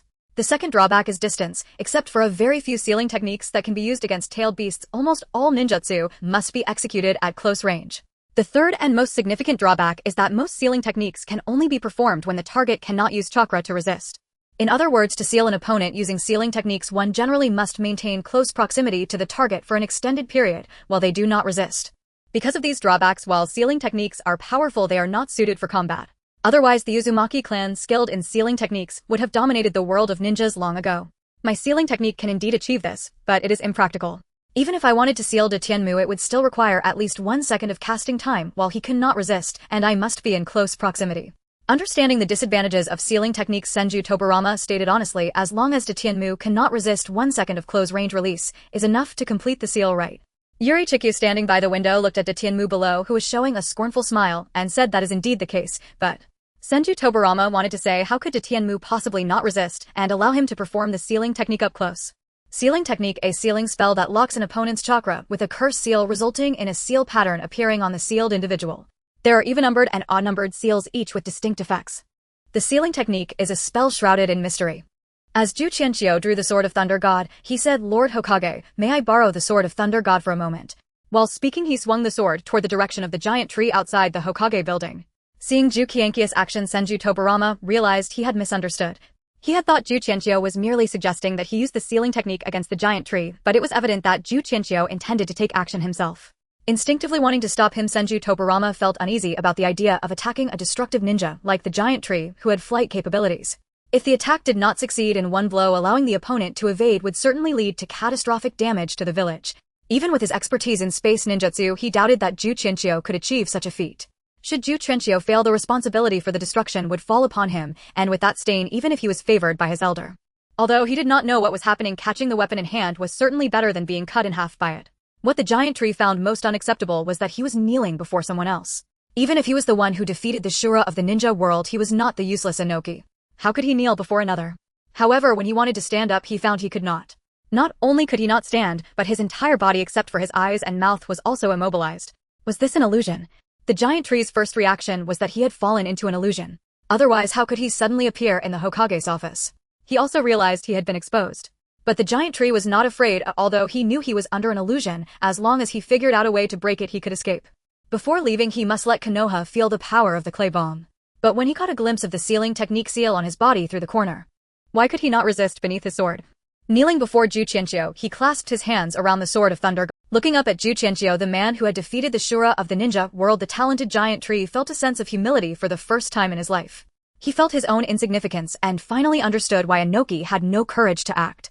Because figures like Uchiha, Madara, and Qiuqian were too strong enough that he could not even resist beneath their swords. It was laughable that he had previously wanted to challenge them to let them know his power. If not for the fact that he as a disciple of the Tsuchikage still held some value, he might have been killed outright. Although the giant tree thought many things, only a second had actually passed. After that second, the sealing technique had already been completed. Feeling that he could no longer use chakra, the giant tree felt despondent. Not only was Qiuqian strong, but even the second Hokage, the brother of the first Hokage, was equally formidable, completing the sealing in just a second. When it came to seal, divine skill 100%, able to catch a blade with bare hands, without limit on the number of uses, single target skill. Usage distance within line of sight, a usage restriction, the caster must use a bladed weapon to activate the skill. Usage effect, after using the skill, the host can summon the target to their blade disregarding time and space, and the target must kneel on one knee in a humiliating posture, not to be misunderstood, just one knee down, using both hands to catch the caster's weapon. Note, when the target catches the weapon with both hands, a sealing effect is produced on both parties. Neither the caster nor the target can act except for their eyes, ears, mouth, and nose. The duration of the skill can be controlled with a maximum duration of 1 second. Passive attribute regardless of whether the skill is used, any flying weapon used by the host will be caught by others, producing no sealing effect. What an impressive space ninjutsu, it has already surpassed my flying thunder god technique. Hearing the praise from Senju Tobirama, Orange Qiuqian could only think, big brother, no, I meant second brother, how about we switch places? The 100% divine skill is an infinite skill awarded to Orange Qiuqian when his strength upgraded to the genin level. Another skill with a ridiculously peculiar name. Upon seeing this odd skill, Orange Qiuqian's first reaction was to want to cry. If possible, Orange Qiuqian just wanted to say, Coach, I want to change skills. Regarding this skill, Orange Qiuqian, who loved to watch cold jokes before his transmigration, was quite familiar. He had even cursed others for obtaining this skill while playing with friends who also loved anime. Could it be that I was cursed by someone else? It must be that fat guy's fault. Don't make me go back, otherwise I'll definitely deal with you properly. Indeed, in Orange Qiuqian's view, this 100% skill, rather than being a divine skill, is more like a curse on himself. When he just acquired it, Orange Qiuqian had no idea how to use this skill. Thinking of the scene where he attacks others with a sword, where no matter how he strikes, the opponent will catch the blade with bare hands, he truly wanted to cry quietly. And when Senju Tobirama said that his 100% divine skill surpassed his flying thunder god, Orange Qiuqian could only respond with a chuckle. As a fan of Naruto, Orange Qiuqian's favorite ninjutsu before transmigration was the Flying Thunder God and Obito's Kamui. Therefore, he was quite familiar with the Flying Thunder God, though he only understood its function. Because of this familiarity, Orange Qiuqian knew that his 100% skill could not compare to the Flying Thunder God. Firstly, the Flying Thunder God is AT. In terms of being able to directly act on the target and produce a sealing effect, in Orange Qiuqian's eyes, it is incredibly useless. Firstly, the duration of the sealing effect is far too short, although the time can be controlled, it lasts a maximum of only 1 second. Secondly, the sealing effect actually simultaneously affects both the host and the target. Therefore, in an unknown situation, it is nearly useless. It is even worse than Nara's shadow technique, which at least allows control over the opponent to mimic the same actions. As for this peculiar 100% skill, after use it causes both parties to be sealed and unable to act. Is it just a staring contest? Other than making the opponent kneel before him to humiliate them, it truly has no other use. Could it be that this is actually an aggro-drawing technique? Moreover, the sealing effect of the skill does not include the eyes, ears, mouth, or nose. If he used the skill on someone with ocular techniques while both he and the opponent are unable to move, a simple Amaterasu could turn this skill into a self-destructive technique. The worst part is the passive attribute of the skill, which makes any flying weapon used by the host be caught by others, who, in other words, he can say goodbye to Qiuqian in the future. Fortunately, Orange Qiuqian drew the ability of Li when he leveled up. If he had drawn Tenten's ability, imagining himself executing a double rising dragon, and then nothing happening afterward, that image is too beautiful for Orange Qiuqian to dare to imagine. Of course, since it is a divine skill, after diligent research, he finally found a method to use it. For instance, in situations like capturing a giant tree, it can serve as a strong supportive action. Am I meant to take on a supportive role in the future? It is a pity that the sealing ability of the 100% divine skill can only act on the body, leaving the eyes still able to move. It is ineffective against those with Sharingan and Rinnegan. Otherwise, when it comes time to fight Kaguya, if he swings a sword at Otsutsuki, Naruto and Sasuke would seize the opportunity to end the battle. At that time, he would also be a hero saving the world. But unfortunately, Kaguya has the Rinnegan with 9 tomos. If he dared to make Kaguya kneel before him to sing Conquer Her Eyes, could easily finish him off with any skill. In just 1 second, he sealed a peak Jonin-level giant tree, and even Senju Tobirama could not help but feel fatigued. Wiping the fine sweat from his forehead, Senju Tobirama then looked at Orange Qiuqian. Although he had heard from his brother that Orange Qiuqian had repelled Uchiha Madara, knowing that their strengths would not be too far apart, he was not particularly convinced, especially since Orange Qiuqian was too young. At only 21 years old, Senju Tobirama did not know that Orange Qiuqian had now become 20 again. He could not believe that someone around 20 could possess strength equal to his own. Even his brother, known as the god of shinobi, did not have such power at 20. Therefore, despite believing in his brother, Senju Tobirama maintained skepticism about Orange Qiuqian's abilities. Perhaps it was simply because Uchiha Madara was too heavily injured that Orange Qiuqian could repel him. But after witnessing the recent event and seeing the opponent's space ninjutsu Senju Tobira, while Orange Qiuqian was lost in thought, he was unaware that after Uchiha Madara, Senju Hashirama, and now the giant tree, he had inadvertently been regarded as a strong individual by Senju Tobirama. If he knew this, Orange Qiuqian would not know whether to be happy or fearful. He should be more worried about exposing himself. By the way, I still don't know the name of this ninjutsu. Senju Tobirama asked curiously. He was never one to gossip, but he had a curiosity about ninjutsu that rivaled Orochimaru's. Otherwise, he would not have developed so many techniques. Hearing Senju Tobirama's question, Orange Qiuqian, who had been lost in thought, instinctively replied 100% divine skill. Upon hearing the response from Qiuqian, even the usually stoic Senju Tobirama revealed a Spartan expression. That's quite a unique name, he remarked. After stating the skill's name, Qiuqian immediately regretted it, as such an eccentric name was indeed embarrassing to say aloud. Speaking of which, perhaps his system should really be renamed the eccentric system. The prowess suggested by this peculiar name could rival that of the 4th Hokage Minato Namikaze, the spiral flash super rotation dance 3rd style. He truly admired the great ones capable of such bizarre naming. Hehe, Qiuqian chuckled awkwardly. Qiuqian, what do you think about the situation with the great heavenly wood? Senju Tobirama returned to his serious demeanor and asked. Hearing Tobirama's question, Qiuqian's first reaction was one of indecision, but suddenly recalling the plot from his memories, coupled with the slight furrow of Tobirama's brow, his expression turned grim as he spoke in a tone half-guessing. If the Qiuqian from before his transmigration had known war was coming, he would have been thrilled dreaming of making a name for himself on the battlefield and becoming a legend in the ninja world. Yet the current Qiuqian, upon realizing war was imminent, no longer thought of fiery battles or legendary status. Instead, he was haunted by the thought of countless orphans arising from the village, families torn apart and loved ones separated. Even the typically carefree Qiuqian couldn't help but look troubled. More critically, he knew that if war broke out as a bodyguard for the Hokage, he would also have to enter the battlefield. Given his current situation, not counting those 2 useless skills, he only possessed the strength of a lower ninja. Yet, in the eyes of the enemy, he was seen as a formidable foe who had defeated Uchiha Madara, which meant they would send powerful ninjas to deal with him. Thus, Qiuqian was acutely aware that as a fake expert he would find it exceedingly difficult to survive on the battlefield. Therefore, he truly hoped that war would not occur. Upon hearing Qiuqian arrive at the same conclusion as himself, Senju Tobirama could not help but show a look of surprise. Originally based on his past poor impression of Qiuqian, Tobirama would never have asked for his thoughts.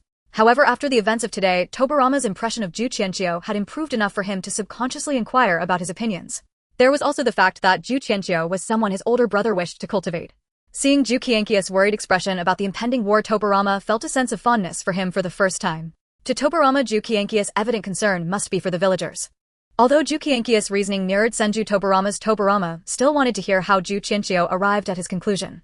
As for spies, every village has them sending them to other villages during both wartime and peacetime to gather intelligence.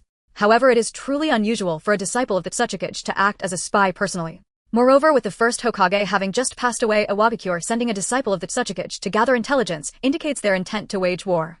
Based on the plot, he was familiar with Qiuqian, easily deduced the reverse. Hearing Qiuqian's reasoning, Senju Tobirama's eyes lit up, and he nodded in agreement. You are quite right. It's fortunate you captured the great heavenly wood. This way the second Qiuqian who failed to gather intelligence on Konoha and lost a disciple should not take any hasty actions for a while, so war should not break out soon. When Tobirama praised him, Qiuqian quickly shook his head, saying, I have one more question for you. What do you think of the Uchiha? Senju Tobirama suddenly changed the topic. The Uchiha clan. I believe there is light and darkness everywhere, and the Uchiha clan is no exception. However, the power of the Sharingan can easily lead one's heart down an extreme path towards darkness. Regarding the Uchiha clan, Qiuqian admired figures like Itachi and Shisui, seeing in them the spirit of great love characteristic of the Uchiha. Unfortunately, most Uchiha members fell into extremes under the influence of the Sharingan. Even Madara and Obito, who initially possessed great love, ended up losing their way pursuing peace, yet unawares falling into darkness as their powers grew. Hearing Qiuqian's words, Senju Tobirama fell silent, not out of dissatisfaction, but because he was overly satisfied. Tobirama had never expected that someone in this world would have such a profound understanding of the Uchiha clan just as he did. Indeed, while Tobirama often. Originally, Senju Tobirama had several more questions he intended to ask Qiuqian, but after hearing Qiuqian's insights on the Uchiha, he felt there was no need to ask further. A powerful individual not lacking when compared to himself. Someone who cherished their village, who when faced with war was not elated about the prospect of gaining military merit, but rather worried about the village's peace. An intelligent mind able to deduce the truth from mere threads of evidence, merely deducing that war was imminent based on the identity of the great heavenly wood. A keen insight into human nature, despite his young age, his understanding of the Uchiha was remarkably aligned with Tobirama's own. This was the image of Qiuqian that formed in Senju Tobirama's mind. If Qiuqian could read minds and see Tobirama's thoughts at this moment, he would undoubtedly feel utterly ashamed. A powerful individual at the level of a lower ninja. A village cherisher wanting to avoid war out of F. The Special Operations Unit for Assassination is a large organization formed by selecting outstanding ninjas from Konohagakure tasked with protecting the Hokage and preventing external threats to the ninja village. Additionally, this unit sometimes undertakes reconnaissance and assassination missions. Due to the nature of these tasks, members are required to wear white masks that imitate animals, and all information regarding the missions and other details is kept confidential. The unit is directly overseen by the Hokage, with all orders issued by the Hokage. Beneath the unit there are several squads of 4 or 5 members, led by a squad leader who conveys commands and oversees the execution of tasks. After the Uchiha clan's rebellion, trust in them from the Senju clan and others diminished significantly, resulting in increasing estrangement. To prevent turmoil and disintegration within the village, Senju Tobarama established the Konohagakure police force, with key positions occupied by members of the Uchiha clan to express trust in them. That same year, the Special Operations Unit was established, officially named the Special Assassination Operations Unit, under the direct leadership of the Hokage. It comprises one captain and several squad leaders. When Tobarama appointed himself as the captain of the unit, the first reaction of Orange Qiuqian was one of astonishment, as he recalled there being no captain in the original narrative, only several squad lead. Upon learning that although he was the captain of the unit, he was not required to undertake the unit's missions and could not lead the unit except when the Hokage was absent from the village or injured or deceased, Orange Qiuqian readily agreed. He was unaware that Tobarama had some concerns about assigning such a strong individual to logistics, fearing that Orange Qiuqian might refuse. What Tobarama did not know was that Orange Qiuqian was delighted, as this logistics position was not only safe, but also well paid. Most importantly, he received a substantial number of witness points for his involvement in the establishment of the unit. Due to witnessing and participating in the creation of the Special Operations Unit, 10 witness points awarded. Due to slight changes in the creation time and structure of the unit, 10 witness points awarded. Thus, listening to the notification sound in his mind, Orange Qiuqian accepted the appointment as the captain with a beaming smile. Time passed swift. Why am I still being asked to act as a guard? Do they think the captain of the Special Operations Unit is too idle? Standing behind Tobarama, Orange Qiuqian silently complained. Unfortunately, he still did not understand the true meaning of being the Hokage's guard. To enhance the unity of the village, as well as to gain support from the different clans and the commoners, while also appeasing the Uchiha clan, when he succeeded to the position of Hokage, Tobarama took on 6 disciples.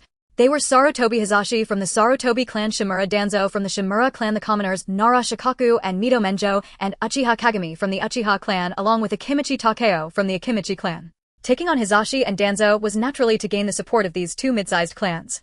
Taking on Akimichi Takeo was to secure the support of the Inuzuka, Nara, and Akimichi clans. Recruiting the commoners Shikaku and Menjo was to rally the common people. As for Uchiha Kagami, it was to soothe the Uchiha clan. Although Tobarama had various reasons for accepting these disciples, it was equally important that all 6 possessed outstanding qualifications. As they walked towards the training ground, Tobarama explained his reasons for taking on disciples to Orange Qiuqian. After changing his view of Orange Qiuqian, Tobarama began to train him diligently. Just as now he was cultivating Orange Qiuqian's insights into power struggles and politics through the act of taking on disciples. Little did Tobarama know that Orange Qiuqian, familiar with the plot, was fully aware of his motives for accepting disciples. Although Tobarama had taken on 6 disciples upon succeeding the Hokage, he had been overwhelmed with other matters since then. It wasn't until a month later that he official. Suddenly Orange Qiuqian thought of a name. Root. What? Hokagesima, my codename shall be Root. Upon coming up with a codename, Orange Qiuqian finally loosened his tightly clenched legs. Does it have any meaning? Tobarama asked curiously about the codename that took Orange Qiuqian several days to think of. Apologies, little Danzo. Looking at Danzo standing on the training ground without a scar on his chin at that moment, Orange Qiuqian silently muttered an apology, though he was unsure if he truly felt sorry. Indeed, after seeing Danzo, Orange Qiuqian suddenly had a flash of inspiration to use Root as his codename. Supporting the great tree from underground hidden in the shadows of the village. Hearing Orange Qiuqian's explanation, Tobarama suddenly halted in his tracks.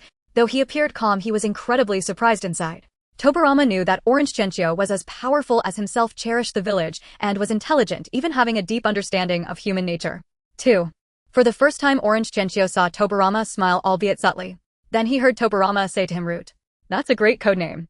Listening to the system's prompt, Ju Qiuqian couldn't help but chuckle foolishly. After all, the predecessor of the Root organization was created by him. Could it be that I also have the potential to do the opposite? While his mind wandered, he was unaware that a few little ghosts were discussing him. Who is that person following behind Lord Hokage? He looks so silly when he laughs like that. Although the villagers of Konoha knew that it was Lord Hokage and Lord Ju Qiuqian who defeated Uchiha Obito, the average villagers did not know what Ju Qiuqian looked like. After all, Ju Qiuqian mostly stayed in the Hokage's office during the day and went home after work, interacting mainly with the clan leaders. Unlike the Hokage, whose likeness was carved into the village, the common ninja Mito Menon did not recognize Ju Qiuqian. She don't speak carelessly. I know him, he is Lord Ju Qiuqian. My dad says we must respect a strong person like Lord Ju Qiuqian, said the chubby Akimichi Qiuqian. Become Hokage. I didn't expect that Ju Qiuqian would think so highly of these disciples, Senju Tobarama said with some surprise. So Qiuqian, which one do you think is best? It goes without saying that it was Sarutobi Hisashi, but he couldn't voice it outright as he couldn't explain it. That depends on which one you think is best, Lord Hokage. It's up to you to decide. After hearing Ju Qiuqian's response, Senju Tobarama turned to the 6 boys on the training ground and shook his head, saying, Their future is up to you to decide. Your future is to be decided by me, said Qiuqian to the 6 youths standing before him in the training ground. Upon hearing his words, the boys displayed looks of astonishment. Qiuqian then recalled Kakashi's expression from his memories and attempted to mimic it as he continued. Although your families have informed you that you are to become disciples of the Hokage, I must say that only those who are qualified can truly become disciples of the Hokage. Hearing this, the expressions on the boys' faces shifted dramatically. Mito Menyen looked despondent, unsure what qualified meant, but knowing he had undoubtedly failed by speaking out of turn to Lord Qiuqian. Uchiha Kagami also realized he was doomed as he had wagered against Qiuqian, who would certainly deem him unfit. However, despite knowing he was likely unqualified, Uchiha Kagami did not share Mito's despair, instead maintaining a defiant demeanor towards Qiuqian. Sarutobi Hiruzen continued to look at Qiuqian. The two civilian ninjas Mito Menyen and Kurama Kamachi still showed worry on their faces. As for Akimichi Kyofu, he was likely still contemplating what to eat. Now let the competition begin. With these words from Qiuqian, the six figures swiftly vanished from the training ground, heading towards the surrounding forest. Watching them disappear, Qiuqian, who had been tense, exhaled deeply, finally relaxing. Cunning, shameless, gluttonous idol, he then cursed Senju Tobirama in his heart. When Senju Tobirama had said their future was to be decided by him, Qiuqian initially did not comprehend the meaning. After all, he was merely a bodyguard for the Hokage. It wasn't his place to decide who the Hokage was. However, he soon understood. It turned out that Senju Tobirama was leaving, finding it troublesome to teach students, and had dumped these burdens onto him. It was absurd that he could be so serious while doing something so shameless. Unbeknownst to Senju Tobirama, his go. And one more thing, who can compare with my speed? The imaginative Orange Chinchou was unaware that the true flying thunder god, the courier Senju Tobirama, was secretly watching the competition in the forest. Originally, Senju Tobirama had intended to leave after instructing Orange Chinchou to train his disciples. However, after helping Orange Chinchou by a bell, he became curious about what it was for and decided to stay. Yet he did not approach Orange Chinchou as he had already used his busy work as an excuse to leave. Thus Senju Tobirama hid in the shadows, secretly observing what Orange Chinchou was doing with the bell. Naturally, he was also curious about how Orange Chinchou was teaching his students.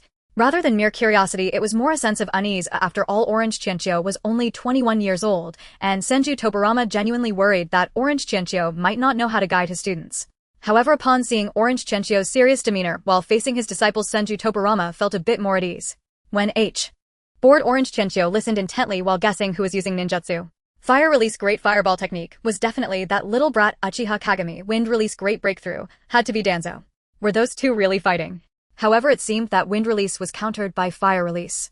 Danzo appeared to be unable to best Uchiha Kagami. In fact, it was true. When both Danzo and Uchiha Kagami discovered a bell simultaneously, they engaged in battle. However, after a single exchange, Danzo realized his attribute was being countered.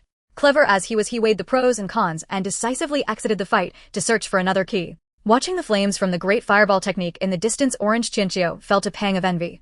Alas, when would he ever learn ninjutsu?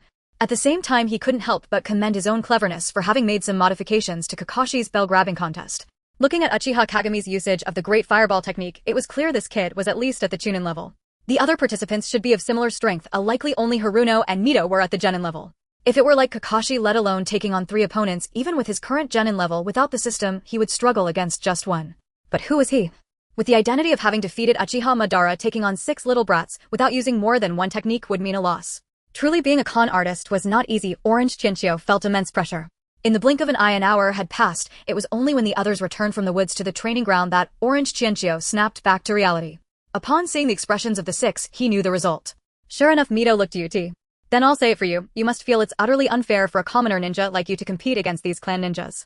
And I can tell you it truly is unfair, but this world has no fairness to speak of. Clan ninjas can learn more powerful ninjutsu and secret techniques, which is why Danzo managed to grab the bell. Some even possess formidable bloodlines, allowing Uchiha Kagami to seize a bell too. Meanwhile, Haruno, a commoner like you, could take advantage of her gender in a moment of opportunity to grab a bell. Yet you having nothing at all. Hearing Orange Chinchou's words, Sarutobi Danzo looked utterly incredulous, unable to believe that his idol Lord Orange Chinchou would say such things. Uchiha Kagami appeared as if he wanted to strike Orange Chinchou. Had he not believed he would surely be outmatched, he might have acted.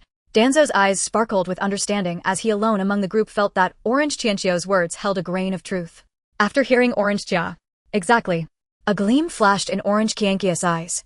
Then I'll give my bell to Mito. As he spoke, Uchiha Kagami tossed the bell in his hand to Orange Chinchou. Perhaps it was the eruption of youthful defiance, or perhaps he couldn't bear to see Mito's sorrowful expression. More likely it was simply his dislike for Orange Chinchou. In any case, Uchiha Kagami decided to give his bell to Mito. However, after saying this, Uchiha Kagami regretted it. After all, he had always dreamed of becoming a disciple of the Fire Shadow. Yet, after tossing the bell away, he reconsidered. Even if he became a disciple of the Fire Shadow based on the situation today, it would likely be Orange Chinchou who would teach him. Thinking about being taught by this annoying guy, he figured it would be better not to become a disciple of the Fire Shadow. Take Mito for instance. Just because he called Orange Qiuqian silly, he had been stripped of the title of Fire Shadow Disciple. Uchiha Kagami had even blocked the "I have nothing at all." Suddenly a hand reached out in front of Mito. As he lay on the ground, Mito looked up at the owner of the hand. It was none other than Lord Orange Qiuqian. Then he saw Lord Orange Qiuqian smile at him. "Mito, I just realized I misspoke. You are not without anything. You possess outstanding talent and diligent effort, which is why you, a commoner ninja, have become a disciple of the Fire Shadow. And you even have the courage to challenge me." Lord Orange Qiuqian. Mito started to explain that he didn't dare to challenge him, but before he could finish, he was pulled up from the ground by Orange Qiuqian. Mito then saw Lord Orange Qiuqian gently patting his head. "Most importantly, you have the friendship of your comrades." Following Orange Qiuqian's gaze, Mito looked at the other 5 companions. Suddenly, he felt like the resentment he had just harbored against Orange Qiuqian was washed away by love. Tears finally streamed down his cheeks. Witnessing and decipher. "Initially, I thought I was merely helping Senju Tobirama for a day by mentoring a student, but it turned out that I became teacher Qiuqian. Thus, Qiuqian became the second teacher for the 6 disciples of Senju Tobirama. Senju Tobirama was responsible for teaching the 6 individuals ninjutsu, genjutsu, and taijutsu. Qiuqian was in charge of leading the team, taking a few of them to do low-level missions and providing psychological counseling while imparting some motivational life lessons. In essence, I became a caretaker. Ever since becoming the team leader, Qiuqian has been busier. During the day, I must serve as the team leader, and at night, I have to check the umbu for any matters that need addressing. After finally completing a mission and having a break, I still need to continue as a bodyguard for the Hokage. What a miserable life this is. By the way, why do I have to live so exhaustedly? I wish I could embark on a spontaneous trip." While lamenting life's hardship. Could it be that he encountered an enemy? Well, there should still be a few years before the First Shinobi World War. I am truly overthinking it. But since Senju Tobirama is not here, does that mean I can skip work too? Suddenly, I felt so touched to this long-lost feeling of having a day off. Finally, I can embark on a spontaneous trip. However, Qiuqian did not notice that the Sword of the Thunder God, which usually hangs on the wall of the Hokage's office, was missing. In the Valley of the End, Senju Tobirama was engaged in battle with a man who had no eyebrows and sported a small mustache. Water release water gun technique. The eyebrowless man formed his hand into the shape of a gun, and then liquid shot out from his fingertip like bullets. I then saw a bullet pierce through Senju Tobirama's body, which then dissipated like an illusion. As expected of Senju Tobirama, known as the fastest in the shinobi world. The eyebrowless man stroked his little mustache, realizing that what he had pierced was merely an illusion created by Senju Tobirama's swift movements. Hozuki Mangetsu, I dare not claim to be the fastest in the shinobi world, but I can certainly show you the. Under the water release environment created by Senju Tobirama, this ninjutsu, which theoretically allows for infinite explosions, became even more powerful, and its recovery speed after each explosion was significantly faster than usual. Facing the troublesome attack of the steam danger explosion, which even the second Tsuchikage found daunting, Senju Tobirama chose not to evade using Flying Thunder God, but instead continued to battle using water release. Observing Senju Tobirama's unwavering commitment to using water release against him, the second Mizukage, feeling humiliated, increased his chakra, further amplifying the power of the steam danger explosion. From a distance, the Valley of the End appeared, as if a battle between the god of water and the god of fire was taking place. It was astonishing that the one utilizing water release was the Hokage, while the explosions were caused by the Mizukage. If Orange Qiuqian were present, he would undoubtedly switch to his sarcastic mode. Duh. That Orange Qiuqian would likely not be weaker than Senju Tobirama. With these two present, even if war broke out, it would only be our mist ninja village that would suffer. Therefore, it was not yet time for war. Looking down at the wound just a centimeter from his heart, Ghost Lantern Mangetsu couldn't help but smile slightly. I guess my luck isn't too bad. Knowing that although he had defeated his opponent, killing him would likely result in more severe injuries for himself, Senju Tobirama recognized the risk. Although he feared neither death nor injury given the current circumstances, he could not afford to die so easily. First, there was the incident with IWA Ninja Village, and now the Mizukage had personally come to gather intelligence. War was indeed approaching. To protect Konoha and to prepare for the impending war, Senju Tobirama knew he could not truly engage in a life-and-death struggle with the enemy. Moreover, he believed that the land of water might refrain from attacking. In the skies above the Valley of the End, a man entirely wrapped in bandages and carrying twin blades suddenly appeared in the previously empty sky. Suddenly, the man brought his hands together, forming a peculiar pose, and directed a ninjutsu at Senju Tobirama within the Valley of the End. Dust release, original world separation technique. Then a white beam of dust release shot forth like a laser cannon, engulfing Senju Tobirama. As the Senju Tobirama caught in the dust release was reduced to ash, like all those affected, the Valley of the End was left barren. However, the bandaged man's face bore no hint of a smile. Even if he had one, it would be invisible. Indeed, there was no mirth in his eyes either. The bandaged man then closed his eyes as if sensing something. Suddenly, he turned his gaze toward a small lake within the Valley of the End. As expected of the second Hokage, Senju Tobirama, renowned for his unparalleled speed in the ninja world. As he finished speaking, the lake he was observing began to stir. The water seemed to come alive, forming the figure of a person none other than Senju Tobarama himself. In his watery st. The first reaction of the second Tsuchikage, Mu, was to rush to rescue Inoki without hesitation. However, as the second Tsuchikage, Mu had to suppress his impulse despite his desire to save Inoki immediately. Although he was confident that his dustless mist technique would allow him to rescue Inoki, he understood that nothing was absolute. His disciple Inoki, who was also adept at concealment, had been captured by Konoha. It's known that even he with the strongest sensory abilities in the ninja world could not detect Inoki when hidden, showcasing the latter's impressive concealment skills. Yet, despite possessing concealment skills that were on par with his own dustless mist, Inoki had still been captured by Konoha. This meant that he too could be discovered. Nevertheless, despite his concerns about being detected, Mu remained determined to save Inoki. He had even prepared himself for the possibility of sacrifice in order to rescue him. Therefore, after finally teaching the dust release, in the moment when the words left Wu's mouth, the hands of Senju Tobarama simultaneously formed seals. Then Senju Tobarama brought his hands together and exclaimed in pure world reincarnation. With a loud shout from Senju Tobarama, a coffin burst forth from the ground. Seeing the hand seals formed by Senju Tobarama, Wu also unleashed a jutsu. Although curious about this unfamiliar ninjutsu, Wu was more eager to kill his opponent and rescue his disciple Tianmu. Thus he directed his laser-like, dust-release detachment of the original world at Senju Tobarama. The cube formed by dust release shot towards Senju Tobarama. Just as it was about to hit him, a figure suddenly appeared in front of Senju Tobarama. Wu's first reaction upon seeing this unexpected person was disbelief. Wasn't he dead? It was impossible. His second reaction was to turn and flee. Yes, the dignified second Tsuchikage intended to escape. It wasn't that Wu was cowardly, but because that figure was Senju Hashirama, revered as the god of shinobi. Even so, it was unlikely that others would feel such fear. However, having previously been defeated by Uchiha Madara and witnessed his immense power, Wu was acutely aware of how formidable this man was. He was as powerful as Uchiha Madara himself. The second Tsuchikage was merely a man. How could he dare to strike at a god? Nevertheless, even if Wu wanted to run, he had already used dust release. He could only escape after completing his jutsu. Indeed, Wu planned to finish the detachment of the original world before turning to flee. Of course, this wasn't because he was truly afraid of death. Wu simply did not want to die in vain. If fighting Senju Hashirama was akin to courting death. More importantly, he still needed to save his disciple Tianmu. Fivefold summoning of the Gate of Resurrection.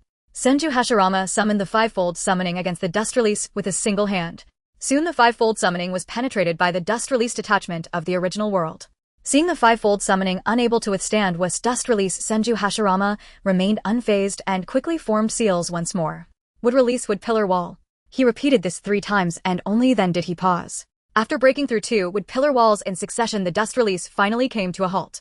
Witnessing Senju Hashirama blocking what should theoretically be an unblockable jutsu, Wu decisively turned to flee. However, just as he turned, he suddenly stopped. Something was off.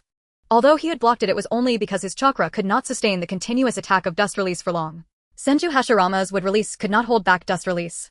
No, it should be said that this version of Senju Hashirama's wood release could not hold back Wu's dust release. There was something wrong with this Senju Hashirama. Wu looked at his opponent, whose body appeared to be covered in dust. Wu was even more convinced that this Senju Hashirama was not right. It wasn't just the second Tsuchikage who was puzzled. The Senju Hashirama who was brought back by impure world reincarnation also sensed that something was off about his body. Reflecting on the wood release used to block the dust release earlier, it seemed that he could not even exert half of his former strength. However, this was not the most important thing. The most critical issue was that Tobarama dared to use impure world reincarnation on his deceased elder brother. Senju Hashirama yelled at Senju Tobarama, "How dare you use impure world reincarnation on your dead older brother?" But upon seeing Senju Tobarama's miserable appearance, he anxiously asked, "Has war broken out? How is Konoha?" "Not yet. There is no war for the time being and Konoha is fine." Hearing that Konoha was safe, Senju Hashirama turned his gaze to the sky and exclaimed, "Ah, who is that bandaged person?" "He is the second Tsuchikage Wu. We met during the first 5 Kage summit when he served as the bodyguard of the first Tsuchikage brother." "Wu. I remember now, it's Wu," Senju Hashirama said with a sudden realization. However, Senju Tobarama, who knew his brother well, was aware that he was merely pretending and had not actually remembered. "So second Tsuchikage, Wu, are you planning to start a war?" Senju Hashirama suddenly asked seriously. Upon realizing that there was an issue with Senju Hashirama's strength, Wu chose not to flee. After listening to the conversation between Senju Hashirama and Senju Tobarama, Wu also understood that Senju Hashirama had indeed died. He had just been revived by the ninjutsu called Impure World Reincarnation used by Senju Tobarama. However, the revived strength was far inferior to that of his former self. Therefore, facing this newly revived, but much weaker Senju Hashirama, Wu no longer thought about escaping. He even planned to use his strongest move to take them both down. Thus, upon hearing Senju Hashirama's question, Wu began forming seals while saying, "Dead people should not interfere in the affairs of the living. Whether or not to start a war has nothing to do with you, a dead man. If you meddle, I will send you back to the underworld." With that, a white cube barrier appeared in Wu's hands. Dust release limit detachment. As the voice of the second Tsuchikage, Wu echoed the white Cu. Who are you? Looking at the strangely dressed youth, Wu, whose attire was even more eccentric, asked the suddenly appearing young man. In truth, with Wu's formidable perception ability, he had sensed the other party approaching the Valley of the End, but upon detecting that the chakra level of this person was only that of a genin, he paid no heed. Yet this genin surprisingly understood the forbidden technique of impure world reincarnation, a concept Wu himself was unaware of. Hearing the question from the second Tsuchikage, Wu noticed the man suddenly pointing the wooden sword he carried at the second Tsuchikage.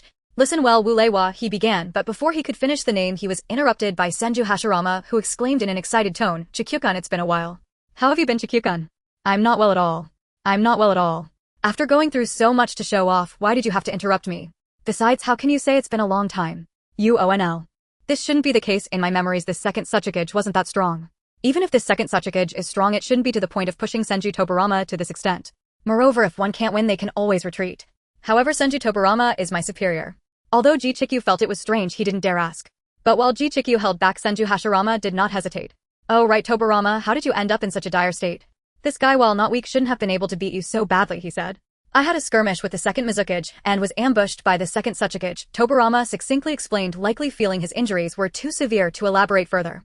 He then changed the topic and asked Qiuqian, what are you doing here? Qiuqian, weren't you leading the team with Hizashi and the others on a mission? How did I end up here?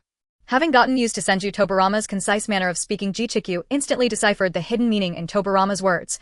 He glanced at Wu, who was still in the sky, cleared his throat, and said, with great danger at hand, I'll make this brief. Here's the thing, I had just finished a mission with Hizashi and the others, and being the dedicated worker that I am, rushed to report to you, Lord Second Hokage. Upon discovering that you were not in your office, I grew worried for your safety and started searching. Finding a good friend, Qiuqian almost sang the latter part out loud, but quickly corrected himself, saying, finally, I found you, Lord Hokage. After rapidly delivering this lengthy explanation in one breath, even Qiuqian, who possessed the same physical capabilities as Li thanks to the system granting him genin-level strength, which he hoped no one would notice, felt a bit out of breath. Qiuqian, you're still as diligent as ever. A young man in strange attire with only genin-level sensing skills of first Hokage, who has returned from the dead and cannot exert his pre-death strength. Only the first Hokage posed a bit of trouble as he couldn't be killed. Thus, even though it was a 1 versus 3, Wu still perceived himself to hold the advantage. After all, such a rare opportunity to kill a Hokage does not arise easily. The most crucial point is that Wu cannot leave it to save Inoki, he must eliminate the opponent. If he cannot kill Tobarama while he is in a severely injured state, it would be far more difficult to rescue Inoki once Tobarama returns to Konoha. There's even a chance that Tobarama might execute Inoki in retaliation against Wu. Therefore, Wu did not leave. Instead, he hovered in the air watching as Tobarama and the others chatted. Although there were many parts of their conversation Wu did not understand, he caught the last sentence and finally understood why the strangely dressed young man spoke so ma. As Qiuqian let out a loud shout, he swung the wooden knife in his hand. At the same time, Senju Tobarama, witnessing Qiuqian's strike, also swung the Raijin sword towards him. The two were engaged in a fierce clash of blades. This was the scene that Senju Hashirama observed. Realizing that Senju Tobarama and Qiuqian were inexplicably turning against each other, Hashirama prepared to use his ninjutsu to stop them. However, just as he completed the hand seals, he saw the second Tsuchikage unexpectedly appear between the two fighters. The second Tsuchikage observed closely that the wooden knife was merely an ordinary wooden knife, rather than a knife it resembled a sword. The only distinguishing feature was the words Lake Toya inscribed on the handle. Yet when the white-haired man swung the wooden knife, the second Tsuchikage felt as if he who had been in the air just a moment ago was suddenly grounded, as the white-haired man had claimed. To his astonishment, he found himself Qiuqian. Feeling that the Raijin sword in his hand had struck, as if it had hit stone, Senju Tobarama's first reaction was to suspect that he had struck a clone. Only Qiuqian knew that what Tobarama struck was definitely not a rock clone, and no clone could deceive Qiuqian's keen eyes. Under the passive ability of the 50-50 opening technique, any enemy within Qiuqian's field of vision would be marked with a red dot, while their clones would not be. Thus no clone could hope to trick Qiuqian's sight. Originally, Qiuqian's technique of receiving a white blade with empty hands could indeed evade if using clone-based ninjutsu. However, combined with the marking function of the 50-50 ability, Qiuqian's technique truly became a 100% guaranteed technique. As long as he locked onto an enemy with his eyes, no foe could hope to evade. Even against the Tsuchikage, he could demonstrate his might in an instant. This was Qiuqian's newfound understanding of his guaranteed technique. While I still like it that much, however, I can't believe I've dressed up like a certain protagonist. I must be getting quite inflated. I've truly overdone it with the assisting, even to the point of wanting to eliminate a Tsuchikage. How ridiculous. I'm merely a supporter. What pursuit is there in securing kills? Moreover, so what if I can't secure a kill? I can just try again. Observing the second Tsuchikage, who was about to fly out of my line of sight, Qiuqian smiled again as he swung the wooden knife named Lake Toya. With a loud shout, crescent moon heaven slash. Qiuqian swung the wooden sword once more, but alas the crescent moon did not manifest. However, the second Tsuchikage was once again kneeling under Qiuqian's blade.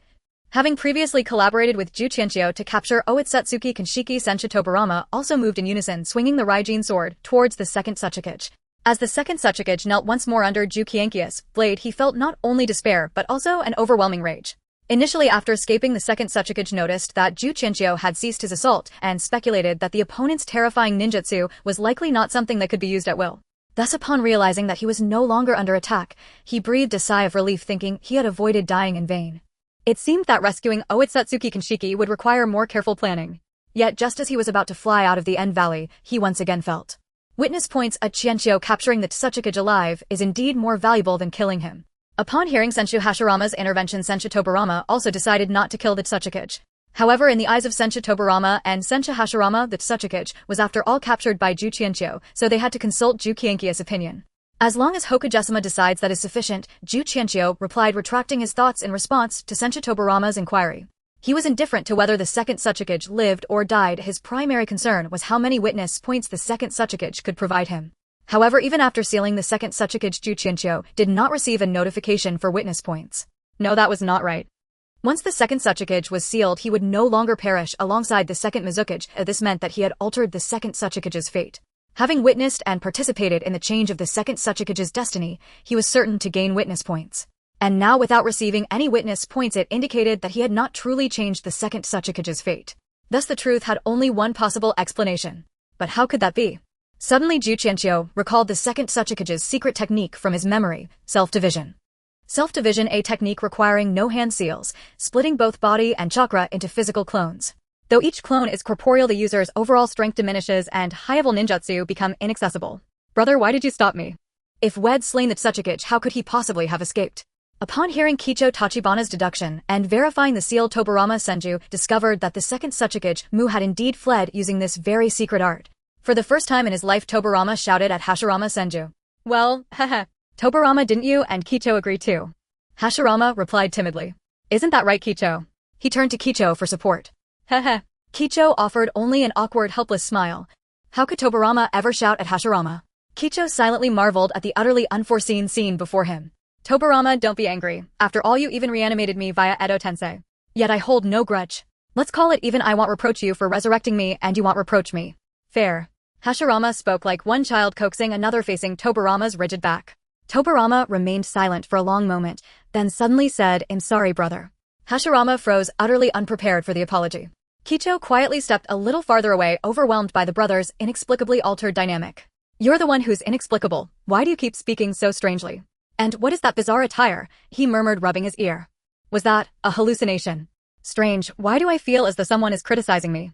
Hashirama's lips curved into a gentle smile as he gazed at Tobarama's turn back. It's alright, Tobarama. I know you wouldn't have resuscitated me unless there was no other choice. TCH. By the way, exactly which part of my body did you use for the reanimation? Surely not my face. My noble, heroic, and striking visage remains intact, doesn't it? Hashirama suddenly cried out, wide-eyed with alarm. Kicho felt 3 dark lines appear across his forehead. What on earth is happening? Why has the tone shifted so abruptly? Kichikun, no need to search further. The Tsuchikage has surely fled far by now.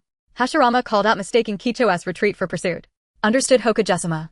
Seeing the brothers' exchange conclude, Kicho returned calmly. Say, how is Mito faring these days? Hashirama asked. Brother, why ask me that? Wouldn't your own brother know best? Kicho inwardly rolled his eyes, but smiled politely, I haven.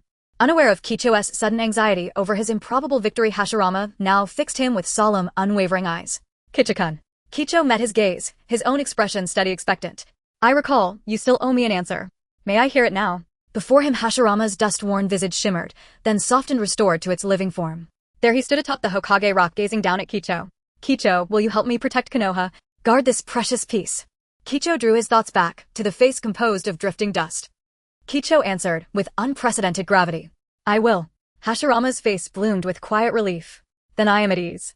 Time grows late, I shall take my leave. Time grows late. Sounds like mother calling me home for dinner, Kicho began, then fell silent, stunned. Not only Kicho but Tobarama too gaped speechless. For Hashirama, utterly unprompted by any dispelling jutsu, had begun to dissolve. Not merely fading from the Edo Tensei's release, but vanishing completely. This was the final dissolution when a soul freed of all regret, attachment, or resentment released every knot binding it to the mortal world, its essence ascending irrevocably severed from the living realm. How could this be? In the original narrative, Hashirama hadn't resolved his inner conflict until the very end. Once fully unbound, a soul could never again be summoned through Edo Tensei. This defied reason. How had Hashirama achieved such resolution so soon? Qiuqian did not yet realize his own pivotal role. Edo Tensei does not resurrect indiscriminately. It calls only those souls tethered to the world by lingering regret, longing, or grievance.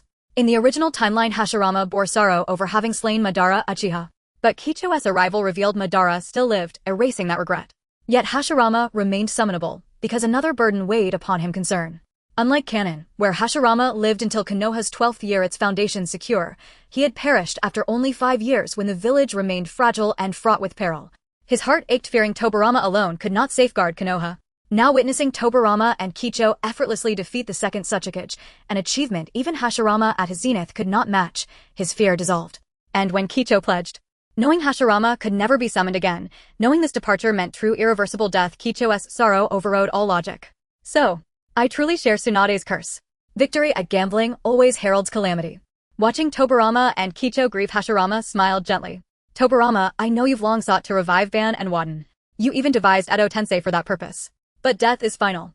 Those lost need only dwell in our hearts. The living must guard those beside them. Tobirama, Qiuqian, I trust you to protect those you love. To protect Konoha. So, this time truly farewell. In the 5th year of the era of my June. 3 months ago, a great event unfolded in the ninja world. The second Mizukage ghost lantern Hongguang and the second Tsuchikage Wu perished together in the Land of Rain. The reason for their mutual demise in the Land of Rain became the greatest mystery in the ninja world. Of course, 2 individuals had guessed the general circumstances, based on Senju Tobirama's speculation. On that day, after being defeated, Ghost Lantern Hongguang, fearing that Senju Tobirama would hunt him down, chose to flee in the opposite direction, towards the Land of Rain, instead of escaping towards the Land of Water. As for the second Tsuchikage, after using self-replication jutsu to deceive Senju Tobirama and others. After witnessing the terrifying and unresistible jutsu of Tachibana Chika, he had no choice but to temporarily give up on the great heavenly wood and directly flee back to the Land of Earth. However, returning to the Land of Earth meant passing through the Land of Rain. As a result, the second Mizukage and the second Tsuchikage coincidentally met. As bitter enemies, their encounter only intensified their animosity. Thus a great battle ensued, leading to their mutual demise. Though this was merely Senju Tobirama's speculation, Tachibana Chika knew it to be the truth. Subsequently, the Land of Water and the Land of Earth initiated the First Ninja World War. However, at present, only the Land of Water and the Land of Earth were engaged in battle. This is the general situation in the ninja world at present. As for my many events occurred during these 3 months. For instance, under Senju Tobirama's persuasion, he finally decided to cease research on the impure world reincarnation. In fact, if it weren't for the knowledge that Uchiha Obito was still alive, Senju Tobirama would never have resorted to using impure world reincarnation, especially not on his own elder brother Oi. Originally, Senju Tobirama had only intended to guard against Uchiha Obito. However, he never anticipated being forced into a corner, which led him to reluctantly reincarnate Senju Hashirama. After Hashirama's soul was freed, coupled with his persuasion, Senju Tobirama never used impure world reincarnation again. Later, at Tachibana Chika's suggestion, Senju Tobirama designated impure world reincarnation and Flying Thunder God among several jutsu as forbidden techniques, moreover witnessing and participating in the creation of the forbidden technique Scroll B. One reason was that Senju Tobirama wanted to cultivate common ninjas through the ninja school to enhance Mui's combat effectiveness and cohesion and gain the people's trust.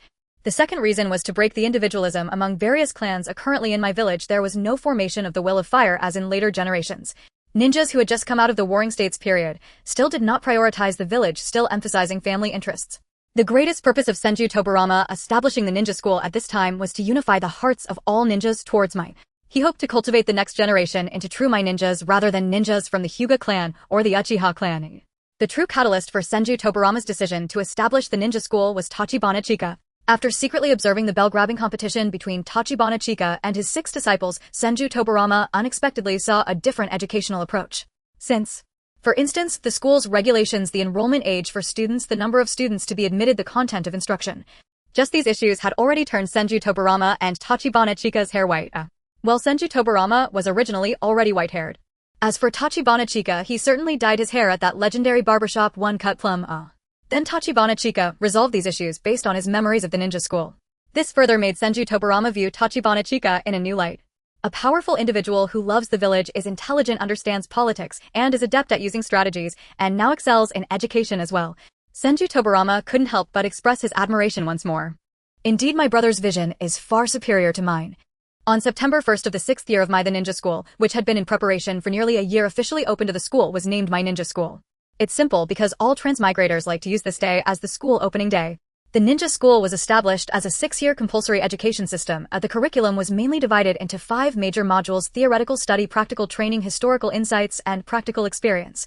Moreover, under the guidance of Qiuqian, a groundbreaking team model was created, specifically a 1-to-3 model. After graduating from the ninja school, students would form a class in groups of 3 led by a jonin or chunin, thus establishing a 1-to-3 class model. The first cohort of the ninja school enrolled 38 students, with Qiuqian serving as the principal. Witnessing and slightly altering the establishment of the ninja school, Qiuqian again earned 20 witness points. Initially, he thought that becoming the principal of the ninja school would allow him to, like all school principals, hand over duties to the vice principal when there were matters to attend to, and when there were none, just train the teachers and take some rest. Don't misinterpret TR. In the land of Wind, the Sand Ninja Village is a village second only to Konoha, with strength and financial resources that may not be inferior to Konoha. When Tachibana Chiaki heard Senju Tobarama explaining the situation of the land of wind, he thought he had misheard. In Chiaki's impression, the Sand Ninja Village was the weakest among the 5 great ninja villages. If it weren't for the fact that Senju Tobarama wouldn't joke, Chiaki would never have believed it. After all, in Chiaki's memory, the Sand Ninja Village was easily defeated by Deidara alone. Even the Kazekage was captured by Deidara. Chiaki found it hard to believe that such a village could be strong. However, after completing the mission with his team, Chiaki felt that Senju Tobarama might have exaggerated. But when a few people were discovered by the Sand Ninja Village, Chiaki finally witnessed the power of the Sand Ninjas. Especially in this sandy environment, the Sand Ninjas could exert their strength to the fullest. Chia. Teacher, be careful. Suddenly a voice reached Tachibana Chiaki's ears, and then he saw countless ninja tools shooting towards him from all directions. While escaping with 3 disciples, Chiaki watched the flurry of weapons approaching him and wanted desperately to dodge. However, he found that he couldn't muster any strength. That Chiaki knew that he was unable to evade due to excessive chakra consumption. If only he had drawn the lower ninja's strength from another ninja. Drawingly was also good, but least chakra was simply too limited. Just fleeing took up all his chakra. Feeling the emptiness of chakra within him and watching the weapons flying towards him, although Chiaki tried hard to evade, he truly couldn't do it with his chakra exhausted. Seeing the shuriken aimed at him, Chiaki realized that this time he might really be finished. Speaking of which, he was really unwilling to die so easily. He hadn't married a wife, he hadn't had children, he hadn't even managed to punch Uchiha Obito. Congratulations on becoming disciples of the Hokage. From now on we will learn together, eat together, and complete missions together, so let's start with self-introductions. In the training ground, the still ungrade Aji Chikyu smiled at the 12-year-old Naruto, Uchiha, Kakashi, and others. Chikyu-sensei, how do we introduce ourselves? Naruto asked, gazing at Aji Chikyu with admiration. Alright, let me demonstrate first. My name is Aji Chikyu. I have many things I like, such as sarcasm, and many things I dislike, such as women's tears. As for my dream, it is of course the stars and the sea. What is sarcasm, and what are the stars and the sea, sensei? Sarutobi, Naruto asked curiously. It doesn't matter if you don't understand, just introduce yourself like this. Torizu, you go next. Aji Chikyu smiled and turned to Shimura Torizu. Yes, Aji Chikyu-sama, I am Shimura Torizu. I like Although Shimura Torizu was quiet, he was not nervous about introducing himself. The reason he couldn't say anything was that he suddenly realized he didn't know what he liked. The scene suddenly shifted and Naruto and the others were playing together while little Torizu seemed to think they were childish and stayed far away. Torizu, you should communicate more with your companions. Speak up, always keeping to yourself will turn you into a villain. A hand suddenly patted Teresa's head and spoke to him. Torizu looked up slightly and saw Aji Chikyu, still ungrade, looking at him with a smile. The scene shifted again. Congratulations, Torizu, on becoming a chunin. Keep it up, the future of Konoha relies on you. Remember to smile more, otherwise you might become a villain. The scene shifted again. In the Konoha cemetery, Torizu stood before his father's gravestone. Self-sacrifice, that is the essence of a ninja. Forever hidden in the shadows, the unsung hero, that is the true nature of a ninja throughout history. These words were spoken by a ninja I know. Do you think they hold truth? Torizu, Aji Chikyu asked, standing beside him. Hearing Aji Chikyu's question, Torizu nodded. I think it makes sense, but I don't really want you to become such a ninja.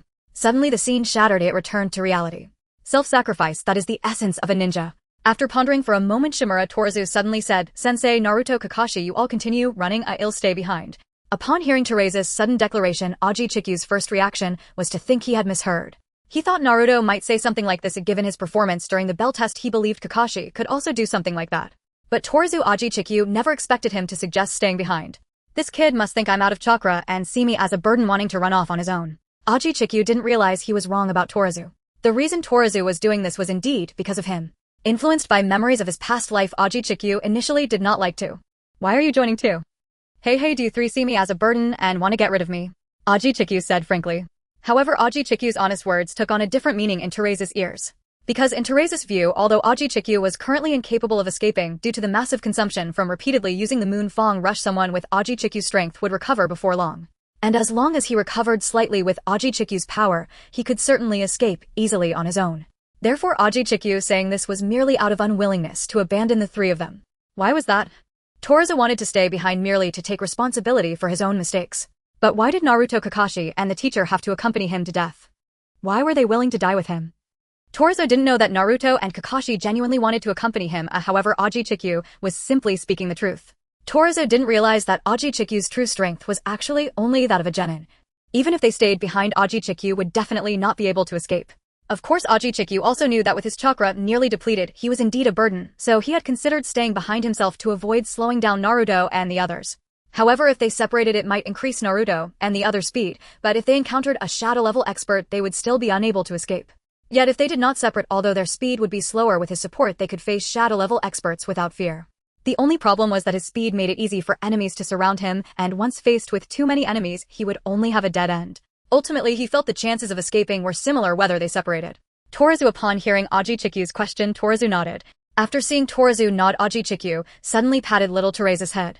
I think it makes sense, but I really don't want you to become such a ninja. Then what kind of ninja does Qiuqian-sensei hope I become?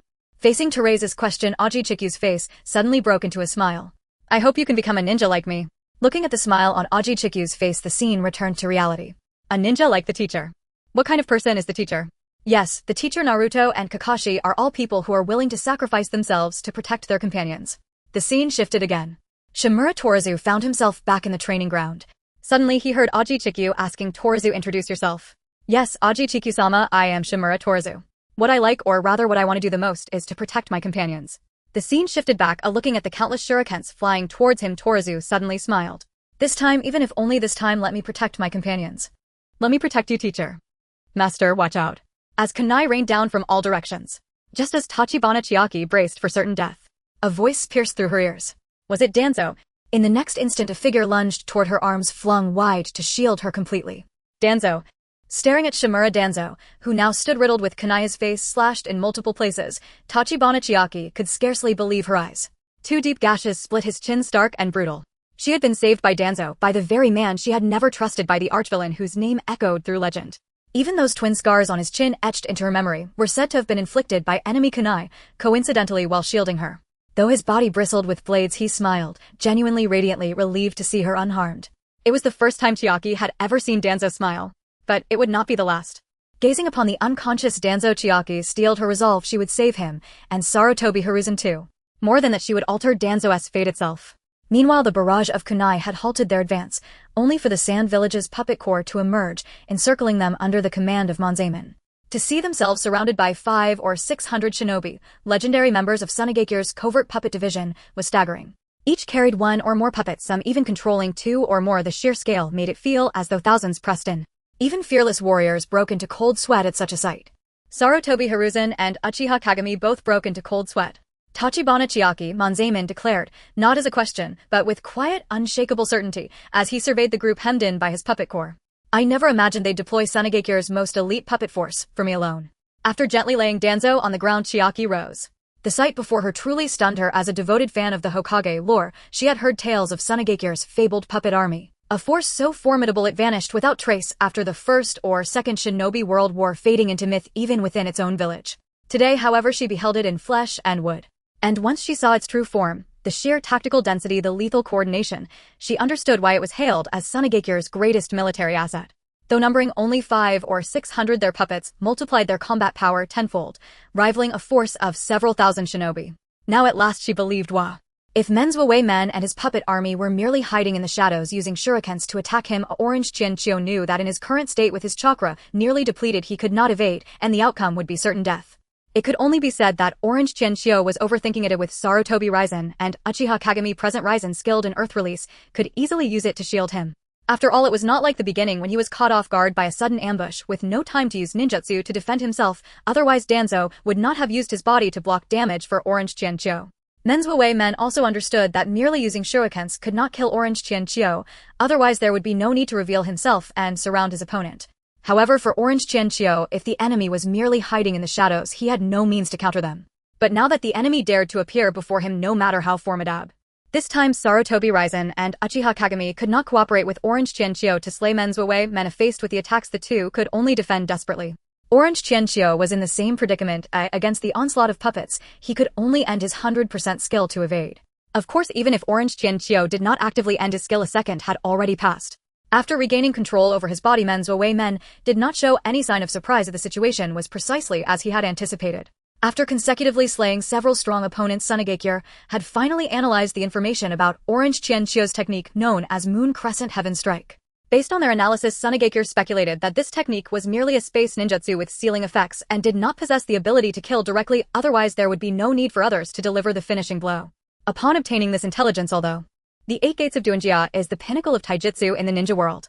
The first gate, the open gate, releases the restrictions of the brain domain, allowing one to unleash 100 of their physical capabilities, consuming energy to enhance attack speed. Once opened, one can utilize the lotus of the surface. The second gate, the rest gate, removes the limits of physical fatigue, overexerting bodily energy to recover stamina and counteracting the fatigue brought by the energy consumption of opening the gates.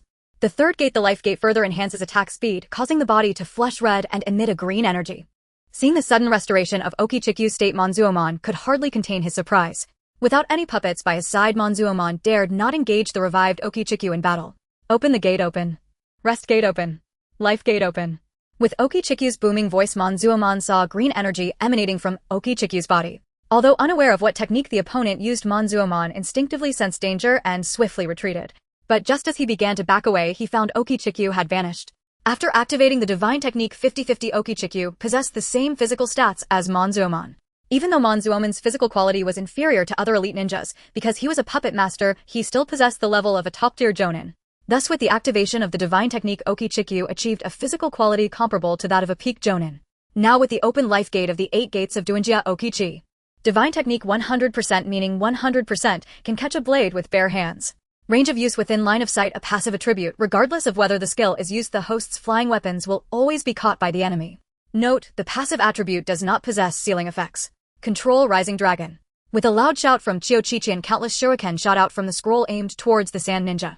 The Rising Dragon is a unique ninjutsu of Tian, who will be known as one of the 12 strong of Konoha in the future. It can launch a large number of explosive tagged weapons for indiscriminate attacks. Qiuqian possesses the abilities of Shaoli, so he naturally cannot use Tian's Rising Dragon. Of course, Qiuqian is using the Rising Dragon. However, the so-called Rising Dragon is merely throwing the shuriken carried in the scroll indiscriminately. He does not care about direction or accuracy. Indeed, the Rising D. However, in a state of panic, they discovered that the shuriken had still managed to strike their hands.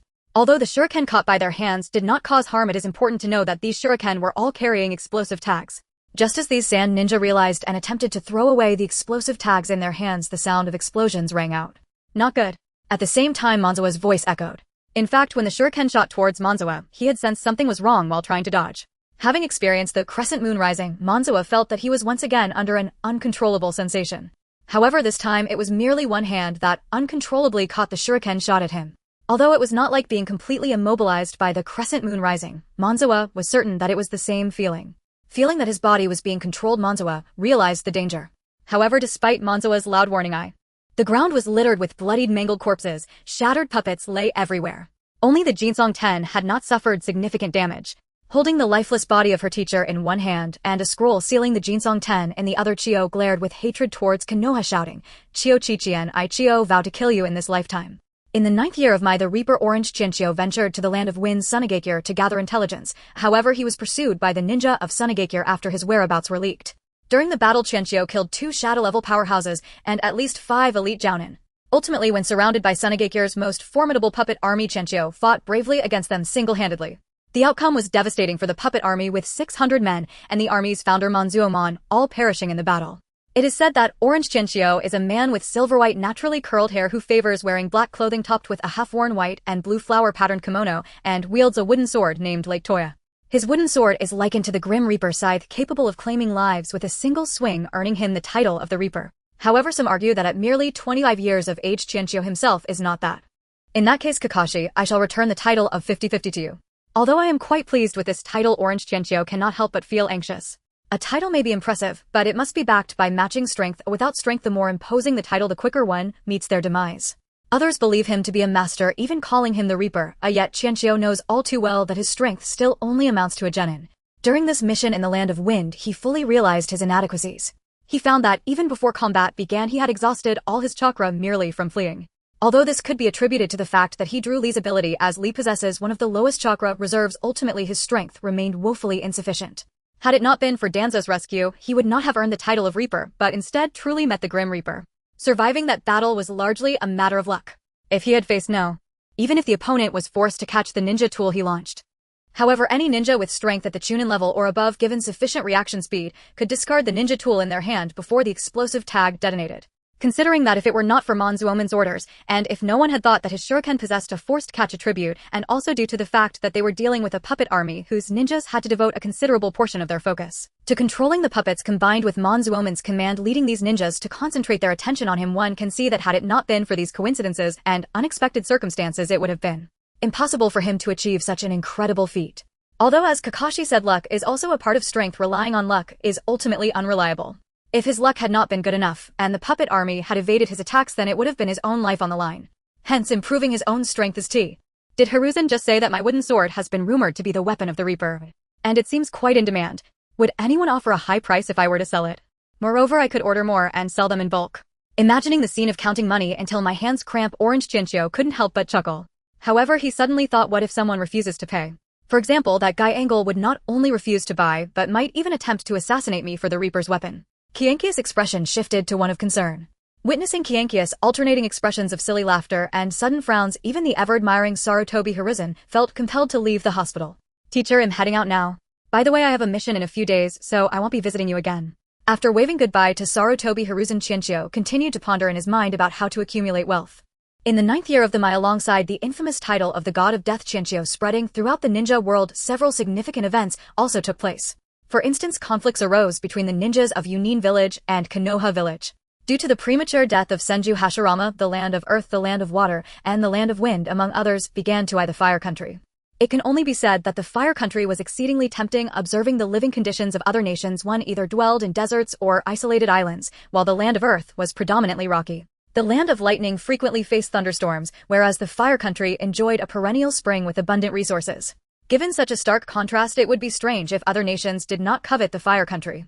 Fortunately, due to the mutual destruction of the Tsuchikage and the Mizukage, the originally warlike intentions of the Land of Earth and the...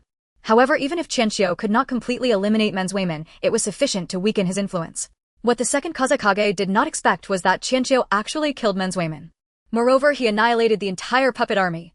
When this news reached the second Kazekage, he barely had time to be shocked by Qiuqian's overwhelming strength. His only feeling was delight at finally being able to become the true ruler of Sunagakure.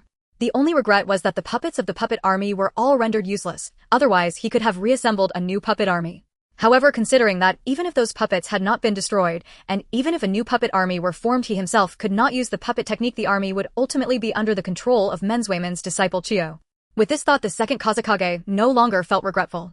Having finally removed Menzweiman, he did not want to create another Menzweiman. Therefore, when faced with Kyo's request to re-establish a puppet army, the second Kazekage decisively refused, citing insufficient funds. Of course, not all of what the second Kazekage said was untrue. The cost of forming a... Due to the proactive peace-seeking of the second generation Reikage, the war between the Land of Fire and the Land of Lightning ended just a month later. It was only after Orange Qiuqian was discharged from the hospital that he learned of this from Senju Tobarama. Initially, hearing about the battle with the Hidden Cloud Village startled Orange Qiuqian, even though Senju Tobarama was right in front of him and no accidents had occurred. However, it was not unreasonable for Orange Qiuqian to worry. After all, according to his memories, before his reincarnation, Senju Tobarama died at the hands of the Hidden Cloud Village. Upon hearing that the war with the Land of Lightning ended with a peace treaty sought by the Hidden Cloud Village, Orange Qiuqian felt a bit relieved. Yes, many plot points had changed because of him. Moreover, this time it was the Hidden Cloud Village that took the initiative to seek peace, unlike in the original story, where Senju Tobarama actively went to the Land of Li. Instead, it became the case where the second-generation Reikage came to the Land of Fire to sign an alliance agreement. However, this Reikage truly lacked the courage. He was actually too afraid to come to the Land of Fire and requested to meet within the Land of Rice. In fact, Orange Qiuqian felt a bit unjust toward the second-generation Reikage. It should be noted that the circumstances under which the second-generation Reikage sought peace were different from those in the original story, when Senju Tobarama sought peace. In the original work, Senju Tobarama dared to personally visit the Hidden Cloud Village partly because he was proficient in space-time ninjutsu and was confident he could handle any accidents with ease. However, it remains a mystery why Senju Tobirama did not use the flying thunder god to escape with his 6 disciples in the original work. Moreover, at this time Konoha's strength was far greater than that of the hidden cloud village. The reason Senju Tobirama sought peace in the original work was simply to guard against other countries. Thus, in Senju Tobirama's perspective, the Land of Lightning would definitely not dare to act AG. Although the alliance location had changed from the Land of Lightning to the Land of Rice, Qin and Jin could still launch a surprise attack during the alliance. It was very likely that Qin and Jin, the leaders of the Qin faction within the Hidden Cloud Village, were adept at pursuit and manipulated the 5 great ninja tools of the Sage of 6 Paths. When the Ninetales rampaged through the Land of Lightning, the Qin and Jin brothers were consumed by the Ninetales during a pursuit. Although they were later expelled and did not die, their personalities became extremely irritable thereafter. Of course, after eating the meat of the Ninetales, the brothers' strength became exceptionally powerful, even allowing them to transform into a form reminiscent of the Ninetales. Because the Qin and Jin brothers once fought the Ninetales for their village, they were highly revered within the village. Even the future 5th Raikage Darui regarded them as godlike figures. In simple terms, they were akin to how Senju Hashirama was viewed by the villagers of Konoha. However, despite being revered like Senju Hashirama, the strength and influence of the Qin and Jin brothers could not be compared to that of Senju Hashirama. Thus, the Qin and Jin brothers were unable to become the Raikage like Senju Hashirama did. All along, the Qin and Jin brothers had under the guidance of the mysterious person, the Qin and Jin brothers first instigated the war between the 2 countries of lightning and fire. According to the mysterious person, the Qin and Jin brothers knew that although they possessed significant power in the Hidden Cloud Village, they still fell short compared to the Raikage. By inciting the war between the 2 countries, they could deplete the Raikage's influence within the village. Moreover, since the strength of the Land of Lightning was far inferior to that of the Land of Fire, the Land of Lightning was bound to lose. At that time, they could use the defeat of the Land of Lightning to topple the Raikage, whose influence would be severely diminished. However, what the Qin and Jin brothers did not expect was that the war had only just begun when the 2nd generation Raikage and the 2nd generation Hokage unexpectedly declared a ceasefire and even reached an alliance agreement. As a result, the Raikage's influence had not diminished. Indeed, Senju Tobirama had entered the line of sight of the Qin and Jin brothers. Although it was strange that he had come alone to the alliance, once the target entered the attack range, the Qin and Jin brothers, along with 20 members of the Qin faction, decisively launched their assault. Various ninjutsu and preset explosive tags all attacked Senju Tobirama simultaneously, overwhelming him in an instant. Looking at the 2nd generation Hokage, who seemed to meet the same fate as the 2nd generation Raikage, Jin couldn't help but reveal a disdainful smile. Just like that, he thought, but just as he was about to speak, a loud shout echoed from afar, Suji Shoken. Upon hearing the voice of Crescent Moon Heaven Piercer, the Jin and Einhorn brothers immediately sensed the danger. They realized that Senju Tobirama was likely still alive, and now they suspected that he had already discovered their presence. They also knew that the Grim Reaper had arrived. A month ago, Orange Qianqiu had been named the Grim Reaper after a battle that shook the ninja world, and Yunin village had certainly received the news. It was well known that Orange Qianqiu's signature technique was the Crescent Moon Heaven Piercer. Thus, upon hearing the name of this jutsu, the Jin and Einhorn brothers understood that the Grim Reaper was upon them, confirming their suspicion that Senju Tobirama had detected them long before. Otherwise, how could the Grim Reaper Orange Qianqiu remain hidden? Indeed, Senju Tobirama had long known of their presence. Just as they were about to enter the canyon, Orange Qianqiu had suddenly considered that the Jinhorn and Einhorn might launch a. However, Senju Tobirama couldn't shake the feeling that Orange Qianqiu was perhaps being overly cautious. He even thought that Orange Qianqiu might have become overly paranoid due to his experiences in the Land of Wind. He couldn't help but feel that despite Orange Qianqiu's formidable strength, he was still too young. But the facts would soon prove that Orange Qianqiu's caution was justified, and once again he was wrong. Fortunately, he had trusted his partner. Otherwise, if he had brought Hizashi and the others, they could have faced total annihilation. The thought of such a fate sent a chill down even the usually composed Senju Tobirama's spine. After uncovering the ambush, both Senju Tobirama and Orange Qianqiu speculated that the 2nd Raikage might have already met his demise, logically knowing they were ambushed. Moreover, Orange Qianqiu had identified the attackers as the Jin and Einhorn brothers and the Jinhorn unit from the Land of Lightning. In such circumstances, the wisest choice for Senju Tobirama and Orange Qianqiu would have been to return to the Land of Fire immediately. Yet both of them decided instead to turn the situation to their advantage. Senju Tobirama considered that if they returned to the Land of Fire now, the Jin and Einhorn brothers would likely blame the death of the 2nd Raikage on them. If that happened, a war would ensue between the Land of Lightning and the Land of Fire. Although Senju Tobirama had no fear of Yunin village, he was concerned that the outside world might misinterpret the events as him using the alliance ceremony to kill the 2nd Raikage. If that happened, who would dare to cooperate with Konohagakure in the future? Who would trust them? Konohagakure could even become the enemy of the ninja world. Therefore, even though Senju Tobirama was aware, Senju Tobirama successfully utilized the Flying Thunder God technique to teleport beside Orange Qianqiu, who was hiding in the shadows. Upon seeing Senju Tobirama appear before him through the kunai inscribed with the Flying Thunder God seal, Orange Qianqiu couldn't help but feel a twinge of envy. Looking at the massive explosion in the distance, he felt a surge of fear. He knew that if he hadn't been cautious enough, he would have had no means to defend himself against such an ambush. Indeed, one cannot rely solely on divine techniques. Enhancing one's power is the key. He thought of the witness points he would earn once this battle concluded. After changing Tobarama's fate, he would be able to collect those witness points. Shaking off his thoughts, he focused on the first figure that came into view: Einhorn. Orange Qiuqian swung his Lake Toya towards Einhorn. Crescent Moon Heaven Piercer. Upon hearing this, Einhorn recognized the danger. In the next moment, he found himself, who had just been standing beside his brother Einhorn, suddenly kneeling before a man with silver, naturally curly hair, dressed in black pants and a half-worn white and blue patterned kimono, with his hands involuntarily reaching out to catch the wooden sword held by the man. Seeing the identical appearance to that described in the intelligence reports, Einhorn recognized the man's identity: the Grim Reaper Orange Qiuqian. Initially, when he heard the rumors about Orange Qiuqian, both the Jin and Einhorn brothers and most of the ninja world believed that while Orange Qiuqian was indeed powerful, it was merely an exaggeration. It was plausible to believe that he had killed 2 cage-level powerhouses and several peak jonin. However, the most unbelievable thing was that Orange Qiuqian single-handedly annihilated a pup. The wooden sword in his hand resembled the Grim Reaper's scythe, or with a single stroke it could take a life. So, this is the Grim Reaper. Just as Einhorn grasped the meaning of the Grim Reaper, he found himself simultaneously slain under Senju Tobarama's Thunder God Sword. Jinjaku. Seeing Jinjaku slain in the blink of an eye, Jinjaku was first seized by terror. But in the next instant, rage consumed his consciousness. Crimson chakra thick with savagery and ill omen surged across his body. 6 tails erupted behind him.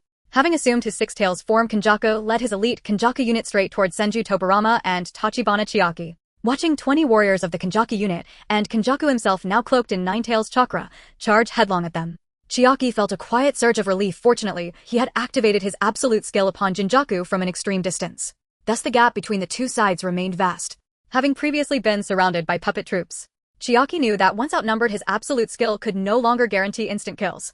For while he wielded the absolute skill to dominate others, his own body remained utterly immobilized. Against assaults from other enemies, he could only evade. Yet evasion I underestimated it. I had no idea 9 tails chakra was so corrosive. I'm out of commission now. Should we withdraw? Qiuqian grimaced in pain as he spoke. Having never truly encountered a tailed beast before, he'd only glimpsed the 9 tails during his initial arrival in this world, never touched it directly. He hadn't realized its chakra possessed corrosion rivaling sulfuric acid. In that single instant of contact, his hand had already begun to rot. It was his own carelessness. Had he first coated his hand in chakra before activating the absolute skill, he wouldn't have suffered such devastation. Crucially, he'd simply had no inkling of the 9 tails chakra's overwhelming virulence. No, suddenly memory surfaced. He should have known. In the anime, whenever Naruto lost control and entered 9 tails mode, his skin would blister and decay, precisely from chakra corrosion. After all, Naruto's body regenerated swiftly thanks to the 9 tails chakra dwelling within him. Yet, even then, his flesh still corroded under the 9 tails influence during full transformation. Qiuqian, however, harbored no such regenerative chakra, only raw, unshielded exposure. Thus, in that single breath, his hand dissolved. He'd overlooked what he ought to have known, a grave lapse in judgment. Ultimately, it came down to his own insufficient strength. Had he attained Jonin-level mastery, his enhanced physiology would have resisted the 9 tails corrosive chakra entirely. So severe was the damage that his wooden sword clattered to the ground, and with it the absolute skill became unusable. Yet 10 members of the Jinjaku unit remained, each at least Jonin caliber. And Jinjaku himself, now tailed beast transformed, ranked among the most formidable cage-level warriors. Whether his power now approached semi-deity tier remained uncertain. One small mercy, they bore none of the Sage of Six Paw. A self-assured smile curled at the corner of Tobarama's lips. Don't underestimate me, Qiuqian. I am Tobarama Senju, the second Hokage. They are no match for me. Hardly had Tobarama finished speaking, when Jinjaku, rallying his unit once more, charged forward toward both Tobarama and Qiuqian. Wounded Qiuqian had no choice but to evade. Yet, before he could retreat, he watched Tobarama drive his lightning god sword deep into the earth before him, then swiftly weave a series of hand seals. Water release, great waterfall surge. With a loud shout from Senju Tobarama, the area within a 10-kilometer radius transformed into an ocean. As the Golden Horn troops charging towards Tobarama faced the water-style jutsu, they could only retreat swiftly. Orange Qiuqian had not witnessed Tobarama's previous battle with the second Hokage, so seeing Tobarama's water style for the first time, he couldn't help but show a look of shock. It then dawned on him that Senju Tobarama was not only known for his unrivaled speed in the ninja world, but was also revered as the god of water. It is known that even the Uchiha clan, the masters of fire style, had no one who could claim the title of god of fire. Similarly, in the land of earth, no one held the title of god of earth. And in the land of water, no one could claim the title of god of water. Only Senju Tobarama had earned the title of god of water, highlighting just how formidable his water style truly was. Tobarama lived up to his title as the god of water. Orange Qiuqian original. The water needles shooting out at high speed from Tobarama's mouth would strike the enemy's vital points. Recalling the descriptions from the Jutsu scrolls, Orange Chinchou looked at Tobarama, who was using water style to attack the enemies with envy. If only he could use Jutsu too. Indeed, a ninja must use Jutsu. It was just too damn cool. Why did I have to inherit Lee's abilities? I want to learn Jutsu. Of course, Orange Chinchou knew that even if he could learn Jutsu, he could never use water style like Senju Tobarama. Firstly, his strength was too low and he could not learn the advanced Jutsu used by Tobarama. Secondly, even if he reached a level comparable to a Kage, Orange Chinchou did not believe he could use Jutsu like Tobarama. Not to mention him, even after witnessing the Ninja World War in the anime, Orange Chinchou had never seen a ninja who could use water style like Senju Tobarama. Tobarama's water style was akin to a Huma-shaped cannon. It seemed as if he had infinite chakra, effortlessly unleashing one advanced water style after another. Yet, Orange Chinchou knew that even the tailless beast Kisame, if he were to use advanced jutsu nonstop like Tobarama, would likely exhaust his chakra. Meanwhile, Tobarama continued to attack enemies with high-level jutsu without pause. Thus there was only one explanation: Senju Tobarama was not only endowed with an immense chakra reserve M. The moment he heard Senju Tobarama unleash a technique not found in any ninjutsu scroll, Orange Chinchou could not help but widen his eyes. Before him, a water dragon bullet surged forward, aiming to bite at the golden horn. The nine-tailed form of the golden horn was indeed powerful, as it boldly charged straight into the water dragon bullet without evading. However, after the collision, a look of surprise appeared on the golden horn's face. The force of this water dragon was significantly greater than that of an ordinary water dragon bullet. He was struck up into the air by the impact. Although realizing he had been sent airborne, the golden horn wore a disdainful expression. Even if the power was greater than a typical water dragon bullet, it was still nothing special. Yet before his smugness could last even a second, it turned back to astonishment. After being knocked back, two more water dragon bullets simultaneously launched an assault on the airborne golden horn. Observing the bit. No, it wasn't that the golden horn was too weak, it was simply that Senju Tobarama was too strong, making the golden horn appear weak in comparison. Just considering Tobarama's recent series of attacks on the golden horn, it was hard to believe that anyone in the current ninja world could withstand it. First, the high-level water release technique water dragon biting explosion shattered the golden horn's tailed beast cloak. Then he swiftly employed the advanced ninjutsu water flow whip to restrain the golden horn. Following that, he unleashed the sword of the thunder god, delivering lightning power equivalent to Kakashi's level technique Raikiri, and even faster. This series of attacks, such a precise combination of ninjutsu alongside two high-level techniques, meant that the golden horn's defeat was not due to his weakness, but to the terrifying strength of Senju Tobarama. Moreover, in the original work, Senju Tobarama single-handedly faced the golden and silver horn brothers and a TW. And why didn't Senju Tobarama choose to use the flying thunder god to escape? It absolutely wasn't due to the need for a rear guard, as Senju Tobarama could have easily used the flying thunder god to escape with Hizashi and the other six. Therefore, there was no need for a rear guard at all. Orange Chinchou was certain that there was something he was unaware of. The key point was that after defeating the golden horn and silver horn forces, Orange Chinchou did not receive any witness points for changing Senju Tobarama's fate. This led him to believe that something was definitely off. Furthermore, after eliminating the golden and silver horns, Senju Tobarama's expression grew even more serious. Observing Tobarama's current demeanor combined with the lack of any witness points, Orange Chinchou finally confirmed that in the original work, Senju Tobarama was definitely not meant to perish alongside the golden and silver horns. As for the truth behind Tobarama's death, it seemed he would soon discover it. Then Orange Chinchou watched as Senju Tobarama, after defeating the Go.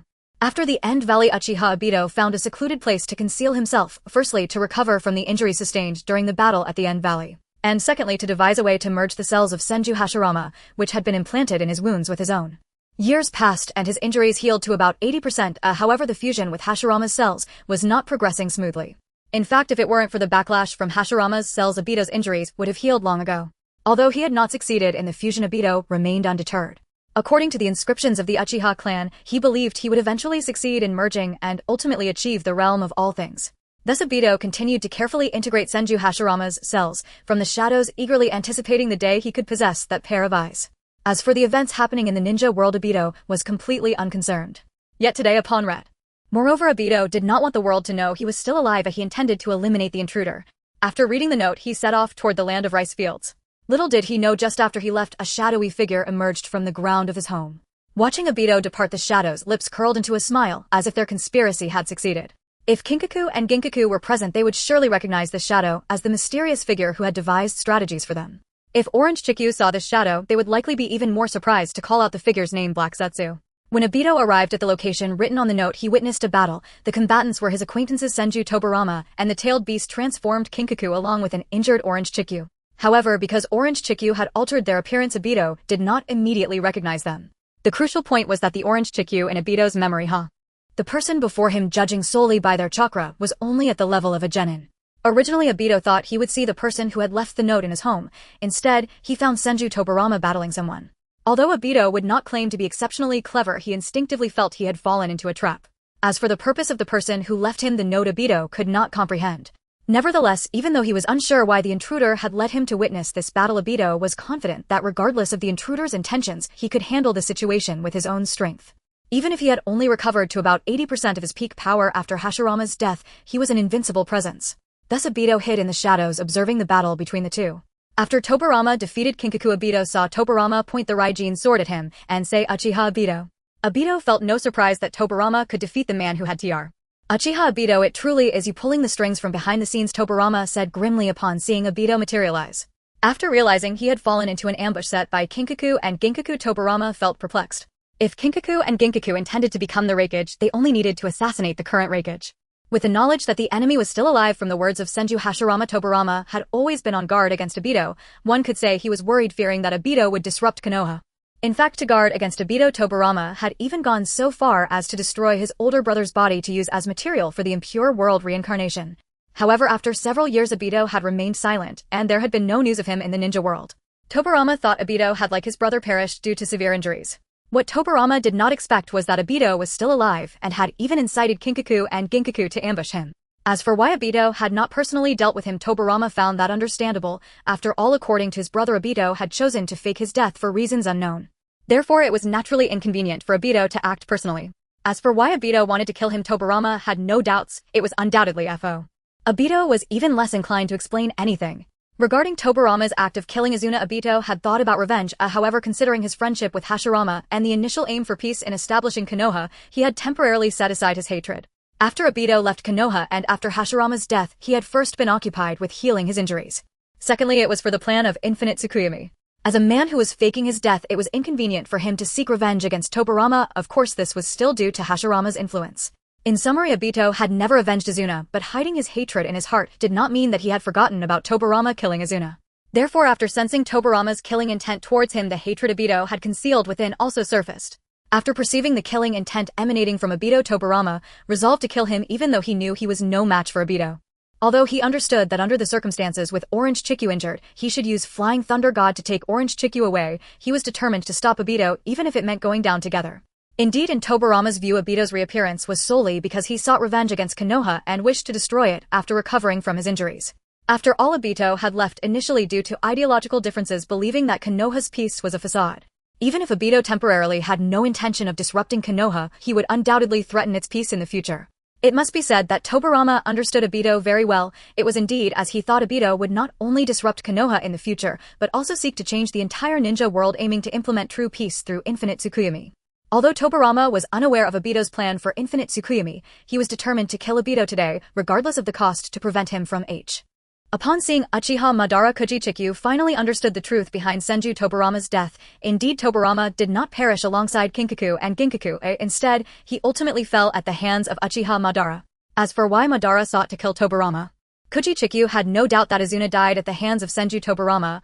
When Hashirama was alive, Madara could not seek revenge, and now it was evident that his injuries had healed, and he came to avenge himself on Tobirama. Uchiha also understood why Tobirama did not flee using the Flying Thunder God technique. Facing Uchiha Madara, Tobirama couldn't simply run away.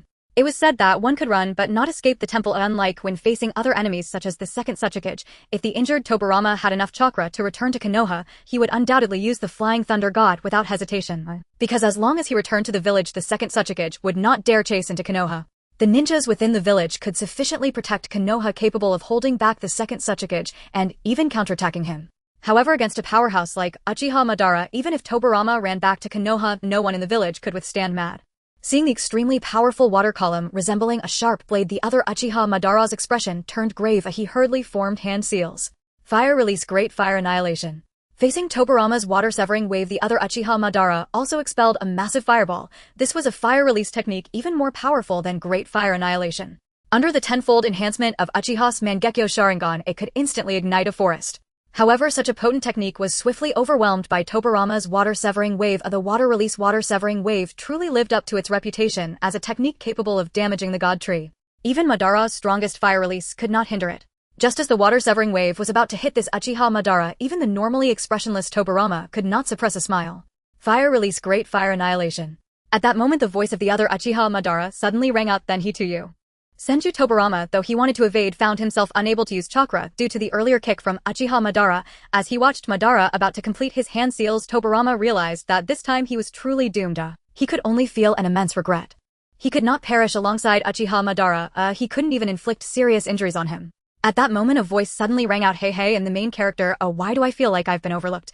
The technique, water escape water severing wave, was observed by Qiuqian as he saw Uchiha Obito transform into two beings.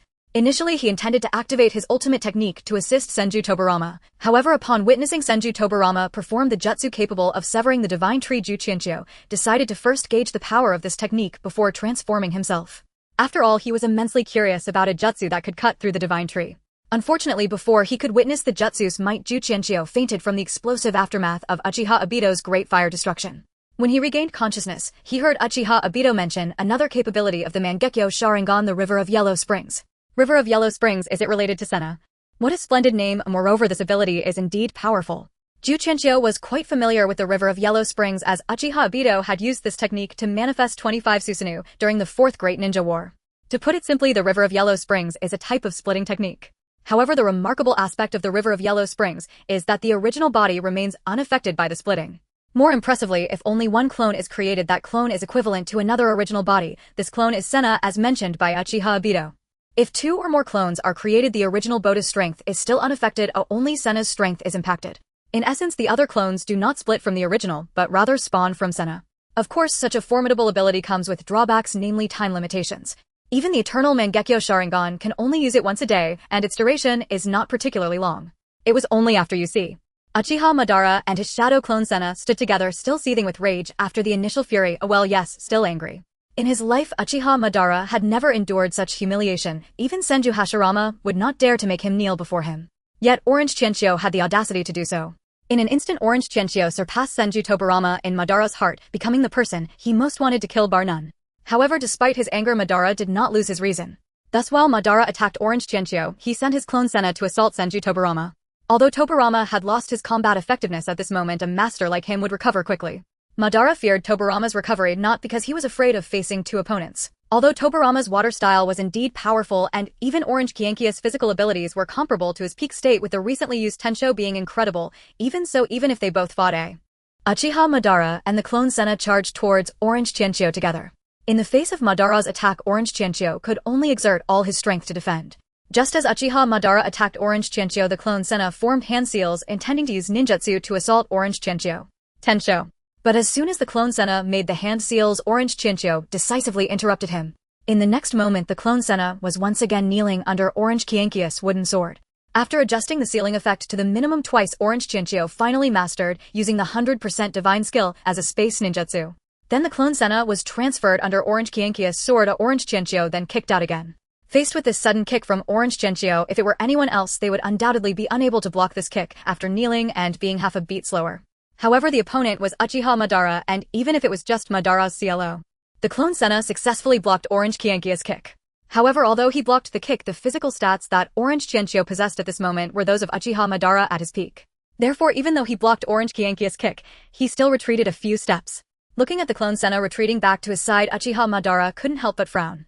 Madara could also see that if he wanted to release ninjutsu in front of the opponent, he would definitely be interrupted by that move called Tensho. Since that was the case, he could only resort to physical techniques. Then Orange Qiuqian saw Uchiha Madara and the clone Senna charging towards him from both sides.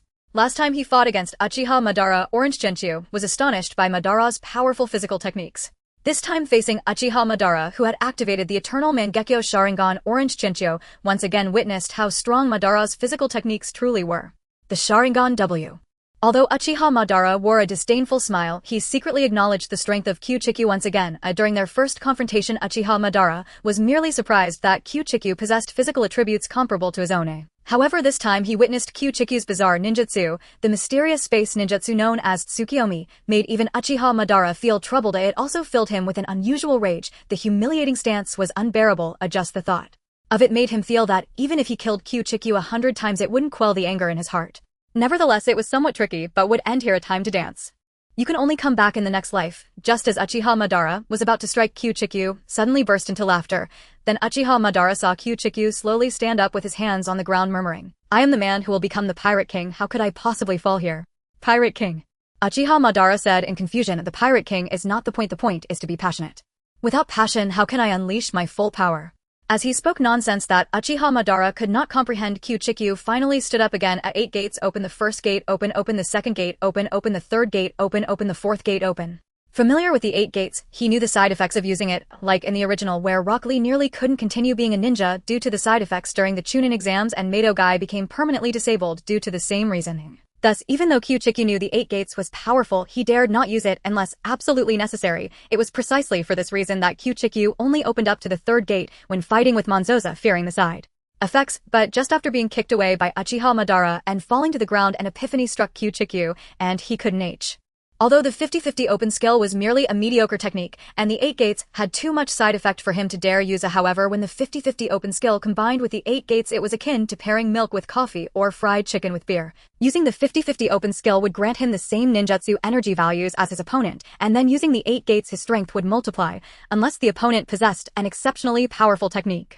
No enemy could match him, of course, because it could only last for 30 minutes, and following its use there would be a month of weakness. He still couldn't use it unless absolutely necessary, but at least he finally had a trump card. A trump card to face any strong enemy. Unfortunately, he had the 8 gates at the level of a low-ranking ninja like Rock Lee. He could only open up to the 5th gate at most. Yet even if it was only up to the 5th gate, Qiuqian now possessed Uchiha Madara's gate of opening unlock. With a thunderous shout from Qiuqian, his body erupted into crimson, so intense that even the shattered stones beneath his feet spiraled upward in the wake of his surging aura. His silver-white hair stood rigidly on end, its natural curls violently straightened in an instant. Had Uchiha Madara ever seen Dragon Ball, he would surely have cried out, "Super Saiyan."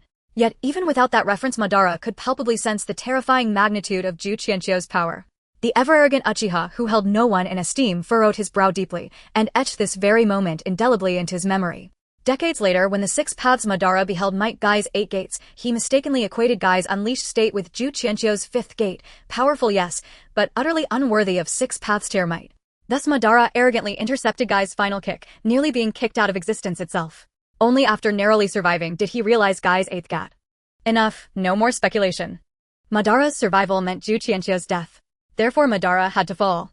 As Madara stood frozen, unable to evade, the fist descended toward his heart. At the very instant of impact, Qiuqian's clone materialized before Madara, intercepting the blow. Qiuqian understood Madara would live. So be it, he would eliminate the clone first. Though Qiuqian mirrored Madara's strength and did not dissipate upon injury, functioning as a true autonomous double, his demise would be absolute. Unlike shadow clones, he could not be endlessly replicated. During the 4th Shinobi World War, Madara's Rin'eni Tensei manifested 5 phantoms, when Naruto destroyed one, only 4 remained. Eliminate Qiuqian and Madara alone would stand defenseless against Qiuqian's velocity. And with a single daytime tiger-level strike, Madara would fall. Thus, though this blow would not kill Madara outright, Qiuqian felt no regret. The 50-50 divine skill still held for 5 minutes, brief perhaps, but more than sufficient to end Madara. So, first Qiuqian must fall. And just as Qiuqian's fist neared Qiuqian's chest, the clone vanished. Simultaneously, a cobalt-blue chakra-forged skeletal frame erupted across Madara's body, expanding in a heartbeat. Flesh coalesced, limbs multiplied, and a colossal two-headed four-armed titan surged forth, gripping the massive sword of Susanoo. Qiuqian's fist struck the titan's ribcage, while the sword slashed upward in return. At such proximity, even Qiuqian's speed failed him. Fortune spared him from cleavage, but the blade tore deep, sending him crashing to the ground, broken and helpless. Madara gazed down from atop the towering Susanoo, arms crossed, voice resonating with quiet finality. In taijutsu, even Hashirama and I fall short of you. You are without question the strongest warrior the shinobi world has ever known. Yet before these eyes, no physical art holds meaning. Your dance ends here. In order to resist the encroachment of Hashirama's cells on his body, using the power of his eyes, Uchiha Madara dared not excessively use his Sharingan. This is also why he had not employed Susanoo until now.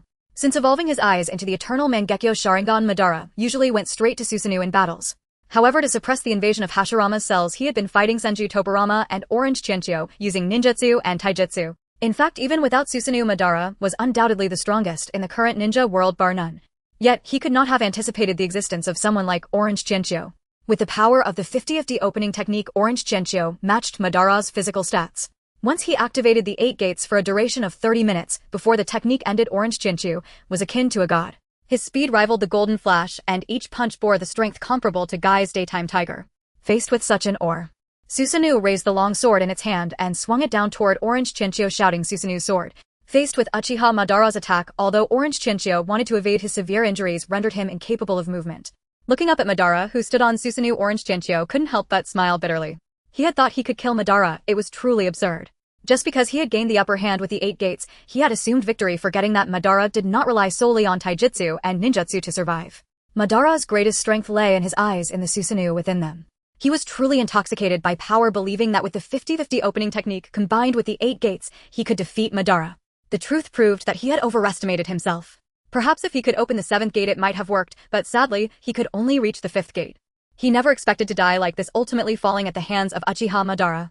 Was it fate that he was incompatible? Since crossing into this world, he had nearly been killed by Uchiha Madara. After barely surviving, he found himself facing death again at Madara's hands. How ironic that he had called Madara Lord Madara so often, how he had admired him before crossing over. It was so frustrating. He didn't want to survive, he just wanted to live.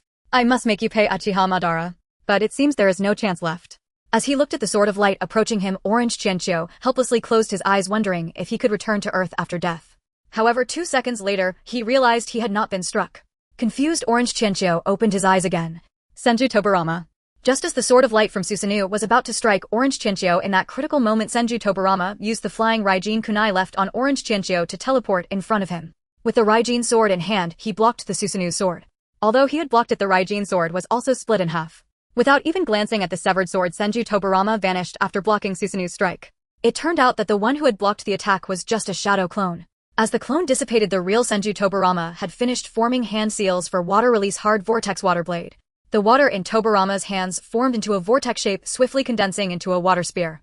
With a loud shout, Senju Tobirama hurled the water spear at Uchiha Madara Susanoo. The ultimate technique, hard vortex water blade, although it is known as the most powerful technique in water release, it still lacks the power to break Susanoo. Watching the water technique. After the explosion, the flames would continue to burn, and as long as it touched a target, it would keep detonating until the target was reduced to mere chunks of meat. This was the killing move that Senju Tobirama had prepared for Uchiha Madara. Tobirama believed that with this technique, even Madara would undoubtedly perish. Of course, it wasn't just Madara who would die, Tobirama himself could not escape either. For this technique was a sacrifice technique, a forbidden art that would lead to mutual destruction with the enemy. Although he knew he would die under this forbidden technique, Tobirama felt no fear. He was willing to kill Uchiha Madara, willing to die to protect Konoha. Brother, am I not your equal? Glancing slightly at the severely injured and unconscious Orange Qiuqian, a smile suddenly appeared on Senju Tobirama's face. The future of Konoha, the peace of Konoha, would be up to you to protect it, Qiuqian. With a loud shout, Senju Tobirama and Uchiha Madara were completely engulfed by the explosion. Qiuqian felt as though he had been dreaming. In his dream, he fought a fierce battle against Uchiha Madara. Unfortunately, this time in the dream, he was unable to land a punch on Uchiha Madara. Instead, he was defeated by him, nearly perishing beneath the might of Madara's Susanoo. Just then, Senju Tobirama saved him. How could Senju Tobirama save him? After that, Senju Tobirama surprisingly shattered Uchiha Madara's Susanoo with the ultimate technique, the spiral water blade. How could it be possible? Senju Tobirama was actually able to break Madara's Susanoo. Not only that, after breaking Madara's Susanoo, Senju Tobirama perfectly utilized his secret technique, water style instant water, to approach Uchiha Madara. Unfortunately, Senju Tobirama still lost, being caught by Madara from behind by the throat. At that moment, Senju Tobirama grasped Uchiha Madara's wrist and activated the forbidden technique, explosive tag mutual destruction. Just before the explosive tag detonated, Qiuqian. Why does Senju Tobirama want me to protect Konoha? Suddenly another voice appeared in Qiuqian's ear. So Qiuqian, are you willing to help me protect Konoha and safeguard this beautiful piece? As the voice spoke, Senju Hashirama suddenly appeared before Qiuqian, asking him a why. Why does Senju Hashirama also want me to protect Konoha? This dream is so strange. I am destined to become the Pirate King. Why do Senju Hashirama and Senju Tobirama wish for me to guard Konoha? What a bizarre dream. Is it really a dream? Watching as Senju Tobirama suddenly smiled at him, he then activated the mutual destruction technique, and both Senju Tobirama and Uchiha Madara were engulfed by the explosion. No, that's not right. This isn't a dream. I am Qiuqian. I am Konoha's Qiuqian. I am the one who promised Hashirama to help protect Konoha. As the explosion sounded, the seriously injured and unconscious Qiuqian suddenly opened his eyes. Looking at the explosion before him, Qiuqian realized he was not dreaming. Tobirama had truly perished alongside Uchiha Madara. Witnessing and slightly altering Senju Tobirama's death gained 20 witness points. No, it was only Tobirama who died. Uchiha Madara actually survived. This is impossible. Although Uchiha Madara possesses godlike strength, he has not yet reached the level of the 6 paths. Under the power of Tobirama's life-sacrificing mutual destruction technique, Uchiha Madara should definitely not have escaped unless someone rescued him. But who would save Uchiha? Kurizetsu. Yes, that's it, it must be Kurizetsu. Although Kurizetsu was created by Madara using Inyang release just before his death in the original narrative, it occurred to me that Kurizetsu must have been hiding beside Madara all along. Qiuqian also realized that he and Tobirama had guessed wrong. The one who bewitched Kinyu and Jinyu was not Uchiha Madara, but that guy Kurizetsu. It was even likely that Uchiha Madara had been lured by Kurizetsu. However, even if Kurizetsu saved Uchiha Madara under the power of the mutual destruction technique, Madara must be seriously injured. Therefore, he didn't need to worry about Uchiha Madara. Otherwise, given his current injuries, he wouldn't be able to move at all and would be waiting for death in the face of Uchiha Madara. But before Qiuqian could take a breath of relief, a shadow-like figure appeared in his sight. Watching Kurizetsu approach him, Qiuqian felt his heart, which had just calmed down, rise again. Especially when he saw the red markings on Kurizetsu's body, and the weapon he held. Qiuqian's hair stood on end. Kurizetsu actually intended to kill him. He never expected to survive Uchiha Madara's hand, but now faced death at the hands of Kurizetsu. Sorry T. In the original narrative, aside from Kurizetsu possessing Uchiha Madara at the very end, he had never been seen killing anyone. Is it because of the power I displayed after opening the 8 gates that made Kurizetsu feel threatened? No, it can't be that. Although I unleashed a powerful force using Uchiha Madara's body after opening the 8 gates, it is far from the level of Naruto and Sasuke in the finale. In terms of threat, I am no match for Naruto and Sasuke. However, Kurizetsu has never shown any intent to kill Naruto and Sasuke. If it wasn't because he felt I posed a threat to his plan, why would this Kurizetsu, who has never harmed anyone, want to kill me? Qiuqian did not know that Kurizetsu indeed wanted to kill him because he felt Qiuqian was a threat. Kurizetsu had never killed anyone and had always operated from the shadows. However, the reason Kurizetsu had not killed anyone was simply that he had never encountered anyone he felt threatened by. Kurizetsu had seen many geniuses and countless strong individuals, yet in any era the strongest would only be the reincarnations of Asura and Indra. When Asura and Indra's reincarnations existed, no one could rival them. Kurizetsu's goal was to merge the reincarnations of Asura and Indra to initiate the infinite Qiuqian and resurrect his mother.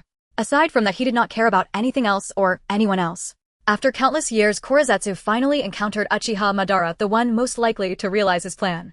Subsequently, Uchiha Madara indeed embarked on the path to achieve infinite Qiuqian after seeing the altered tablet inscriptions. Everything was going smoothly, eh? To prevent any unforeseen circumstances, Kurizetsu planned to kill Senju Tobirama, so he incited Kinyu and Jinyu to ambush him. However, upon seeing Qiuqian and Senju Tobirama attend the summit together, Kurizetsu knew that Kinyu and Jinyu's ambush would surely fail. Kurizetsu had been paying attention to the rising star, the Shinigami Qiuqian, in the ninja world. Thus Kurizetsu knew that with Kinyu and Jinyu's strength, they could never kill Senju Tobirama. He then led Uchiha Madara over. As Kurizetsu had anticipated facing the reincarnated Indra, Uchiha Madara overcame Senju Tobirama. Yet, even Kurizetsu, who had seen countless strong beings, had to admit that Senju Tobirama was truly strong. In fact, he could be said to be the strongest aside from the reincarnations of Indra and Asura. However, at that moment, an unexpected event occurred.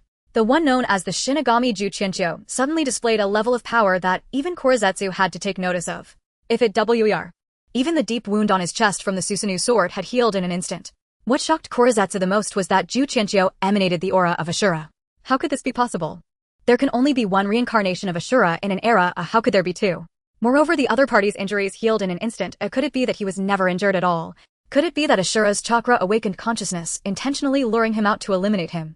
Although he did not understand what was happening, upon seeing Qiuqian's injuries completely healed and sensing Asura's chakra, Kurizetsu, overwhelmed with fear, shouted, "Asura," and decisively fled.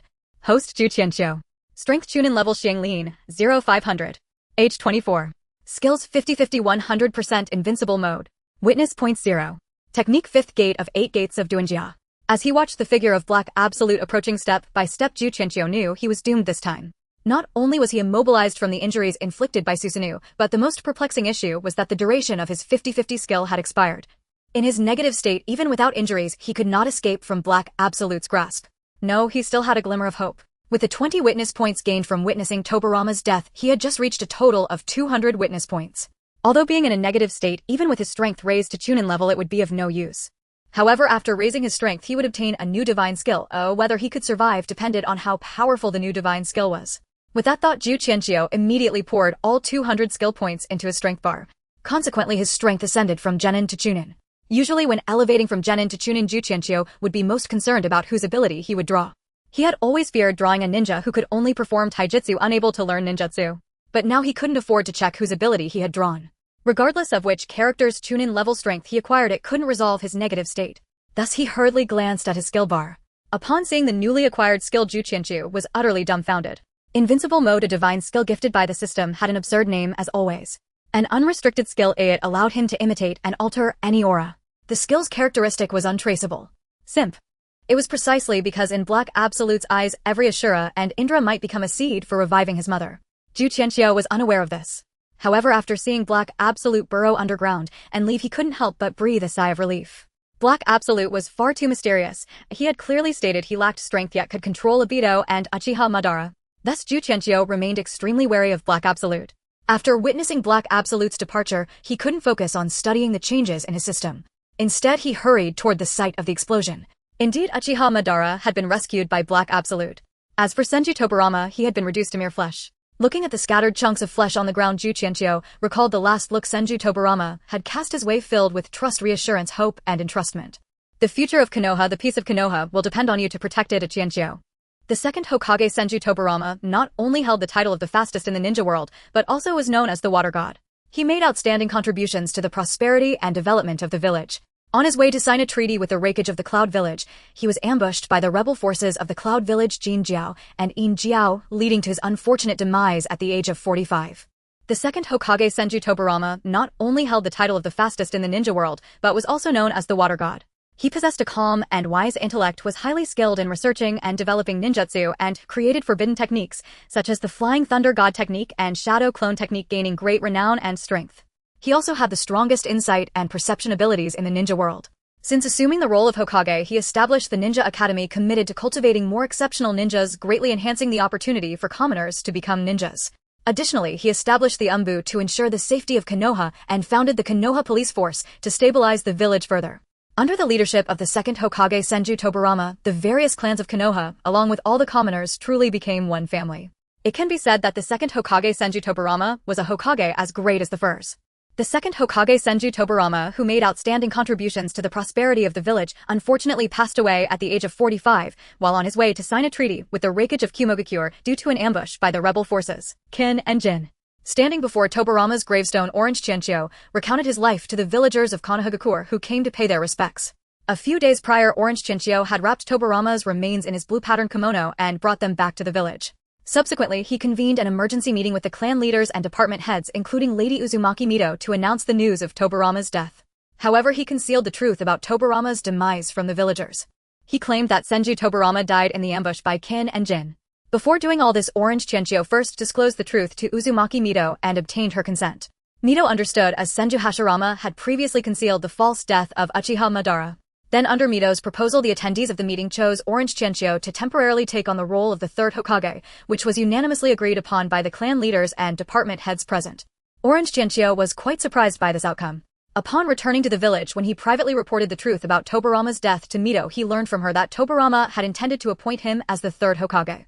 Therefore, Orange Qiuqian was not surprised when Mito proposed him as the third Hokage during the meeting. He was just taken aback that no one opposed him.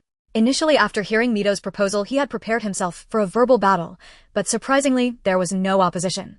Orange Qiuqian fantasized about various scenarios, thinking of ways to strive for the position of Hokage.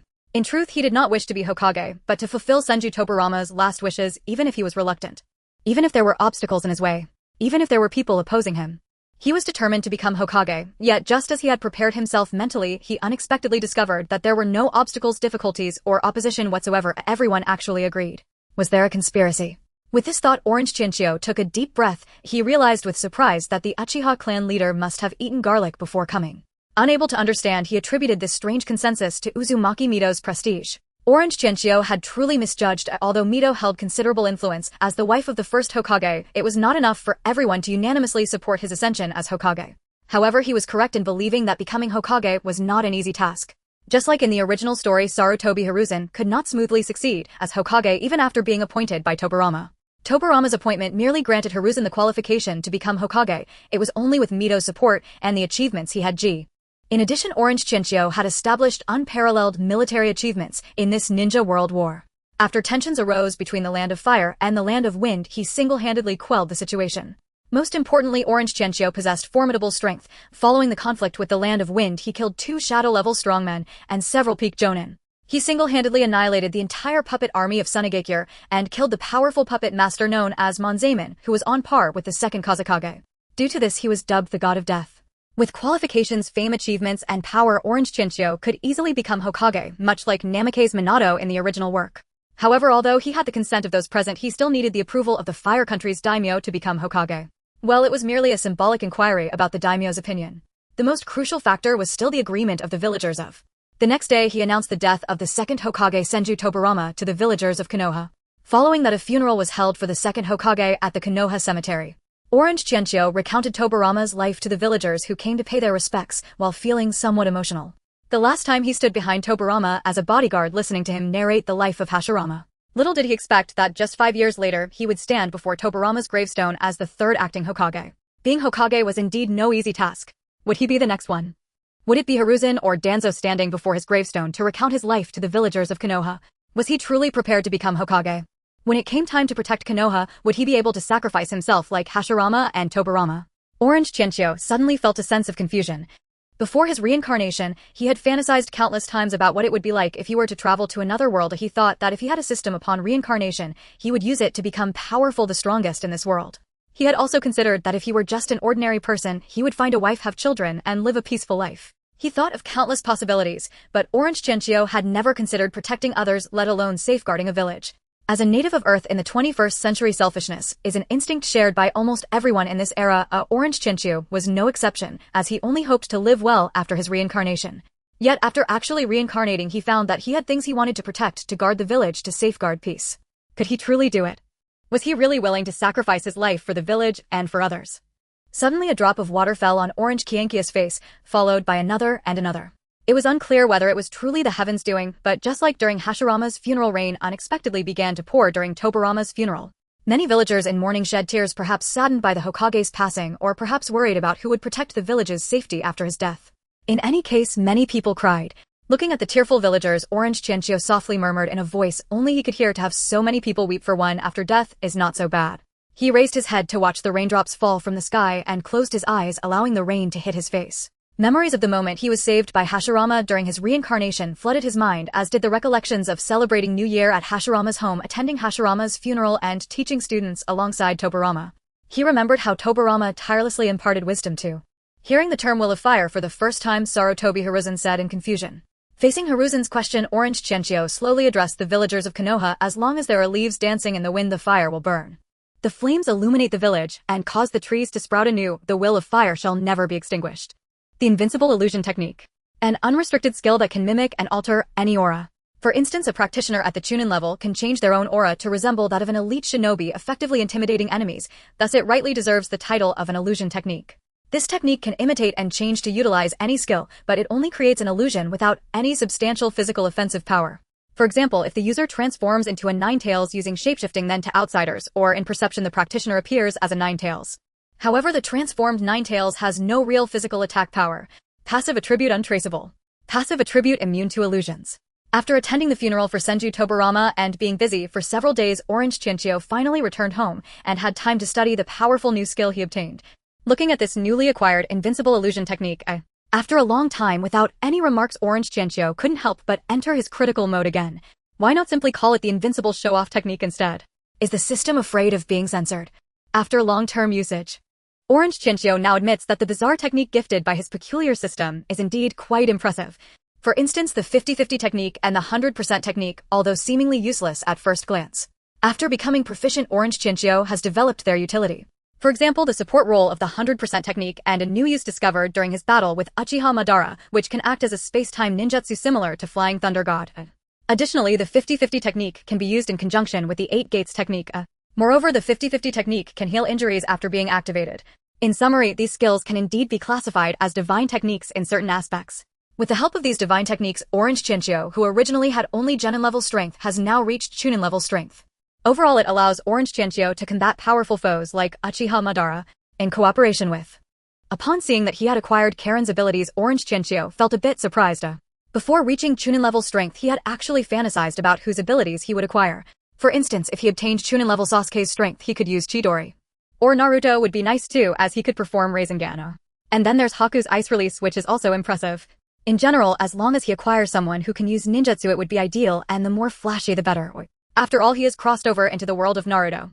How could one not know ninjutsu? The key is that using ninjutsu is cool. Just look at how cool and flamboyant Sasuke is when using Chidori. And then there's Lee, who opened the 8 gates looking even more rugged. After all, he is still single and he needs to consider for the future. So after seeing that he had acquired Karen's abilities, Orange Chenchio was quite happy. Although Karen herself doesn't know any ninjutsu. As a member of the Uzumaki clan, even at the Chunin level, she possesses chakra levels comparable to a Jonin. And as long as he has chakra, he can learn ninjutsu. After all, he has memorized hundreds of ninjutsu. Therefore, it doesn't matter whether Karen knows ninjutsu or not as long as she has enough chakra. Moreover, Orange Chenchio knows that Karen possesses sensory abilities comparable to the second Hokage Senju Tobirama. Kagura's heart eye, this is what Orange Chenchio values most. Although the sensory range of Chunin level Karen's Kagura's heart eye is far inferior to. And he wants to learn the same multi-shadow clone technique as Naruto. Thinking this, Orange Chenchio excitedly crossed his hands to form a hand sign and said, multi-shadow clone technique. The Divine Eye technique allows the user to see through others and perceive distant events, granting them formidable sensing abilities and the capability to control a wide area for enemy detection. After closing his eyes and opening his heart's eye, he can sense abnormal chakra movements within a radius of several dozen kilometers. Furthermore, if there are specific chakra signatures identified, he can perceive their exact locations and movements. He can grasp in detail the number of adversaries, their characteristics, and even their speed of movement. This is one of the strongest sensing techniques that has appeared in the history of the Naruto series. It is a secret technique that surpasses the Byakugan in sensing abilities. A heart-wrenching scream erupted from the room of Tachibana Chiaki, that thief, why? Hearing this agonizing shout, Sarutobi Hiruzen thought Tachibana Chiaki was still grieving over the death of Senju Tobirama. Since the last mission in the Land of Wind, Hiruzen, Uchiha Kagami, and Danzo had all been promoted to Jonin. After the three became Jonin, they formed a main action team with Akimichi Choza and Nara Shikaku responsible for protecting Senju Tobirama's safety when not on missions. With Senju Tobirama now deceased, it was only natural for the 6 of them to protect the third Hokage Tachibana Chiaki. Normally, a new generation of Hokage would not be protected by Hiruzen and the others.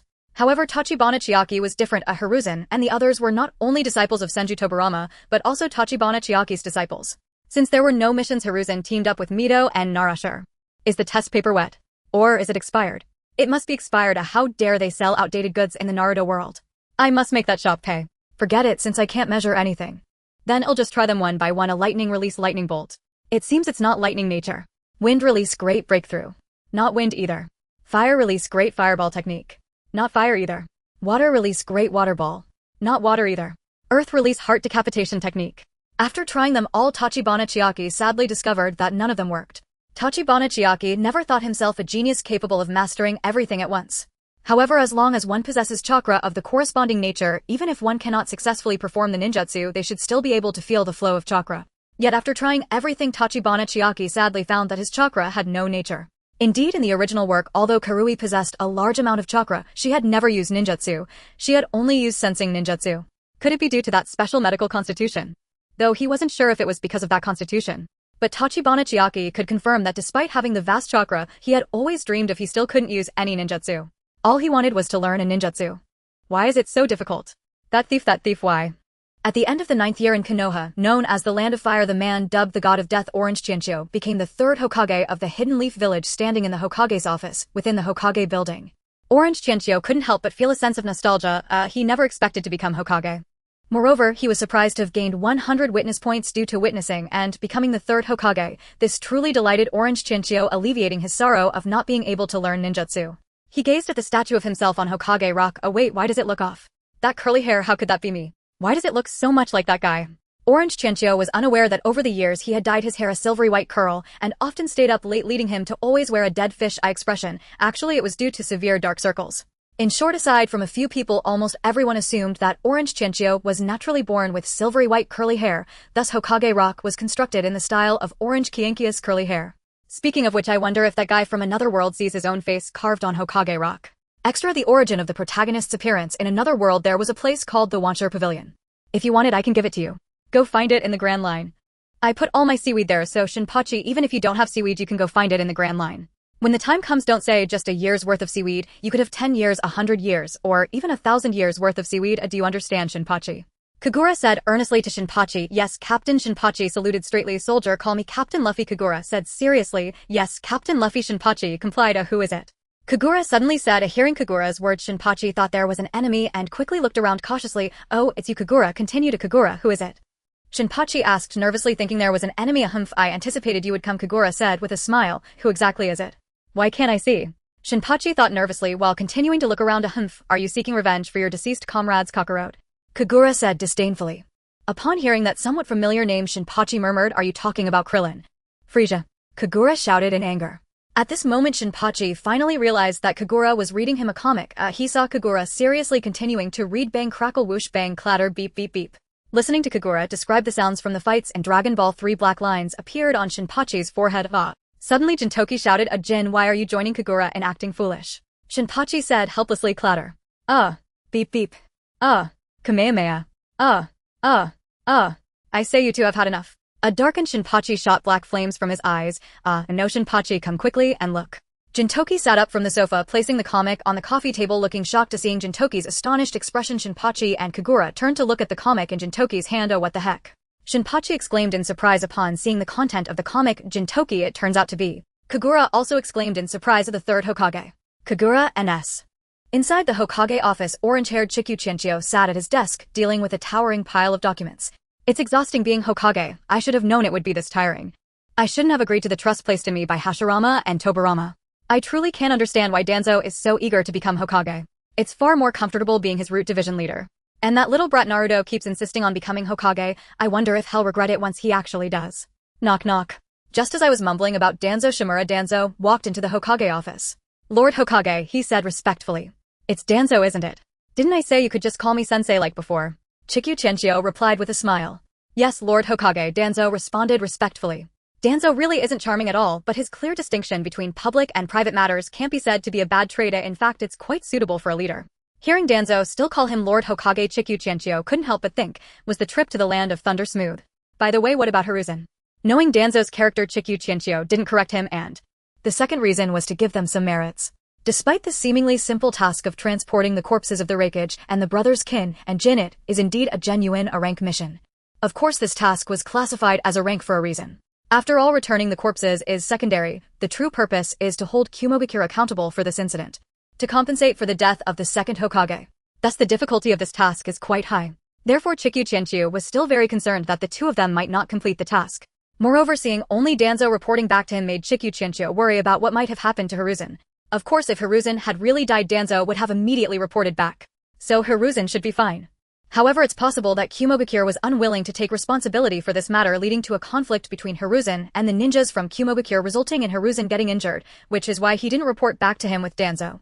Thinking of this possibility, Qiuqian couldn't help but feel a bit worried. It's not that he's overthinking. Hiruzen is still just a child who hasn't grown up yet.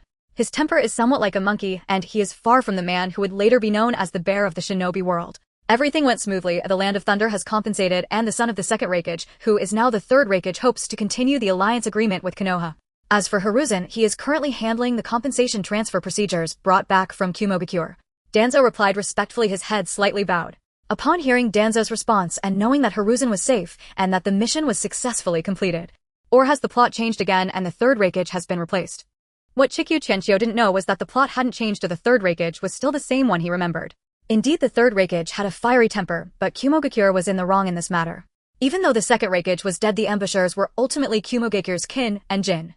Therefore, Qiuqian must take responsibility for the death of the second Hokage, otherwise their reputation would be tarnished. However, ultimately it was because Konoha was significantly stronger than Qiuqian at this moment. It can be said that until the third Great Ninja War, Qiuqian gradually became a military power. The current Qiuqian is simply too weak compared to Konoha, especially after losing both the second Reikage and the brothers Kin and Jin, making Qiuqian's strength plummet to its lowest point. Adding to that, Konoha has a powerful Hokage since Uchiha Madara and Senju Hashirama passed away. Qiuqian has become viewed as the strongest in the Shino.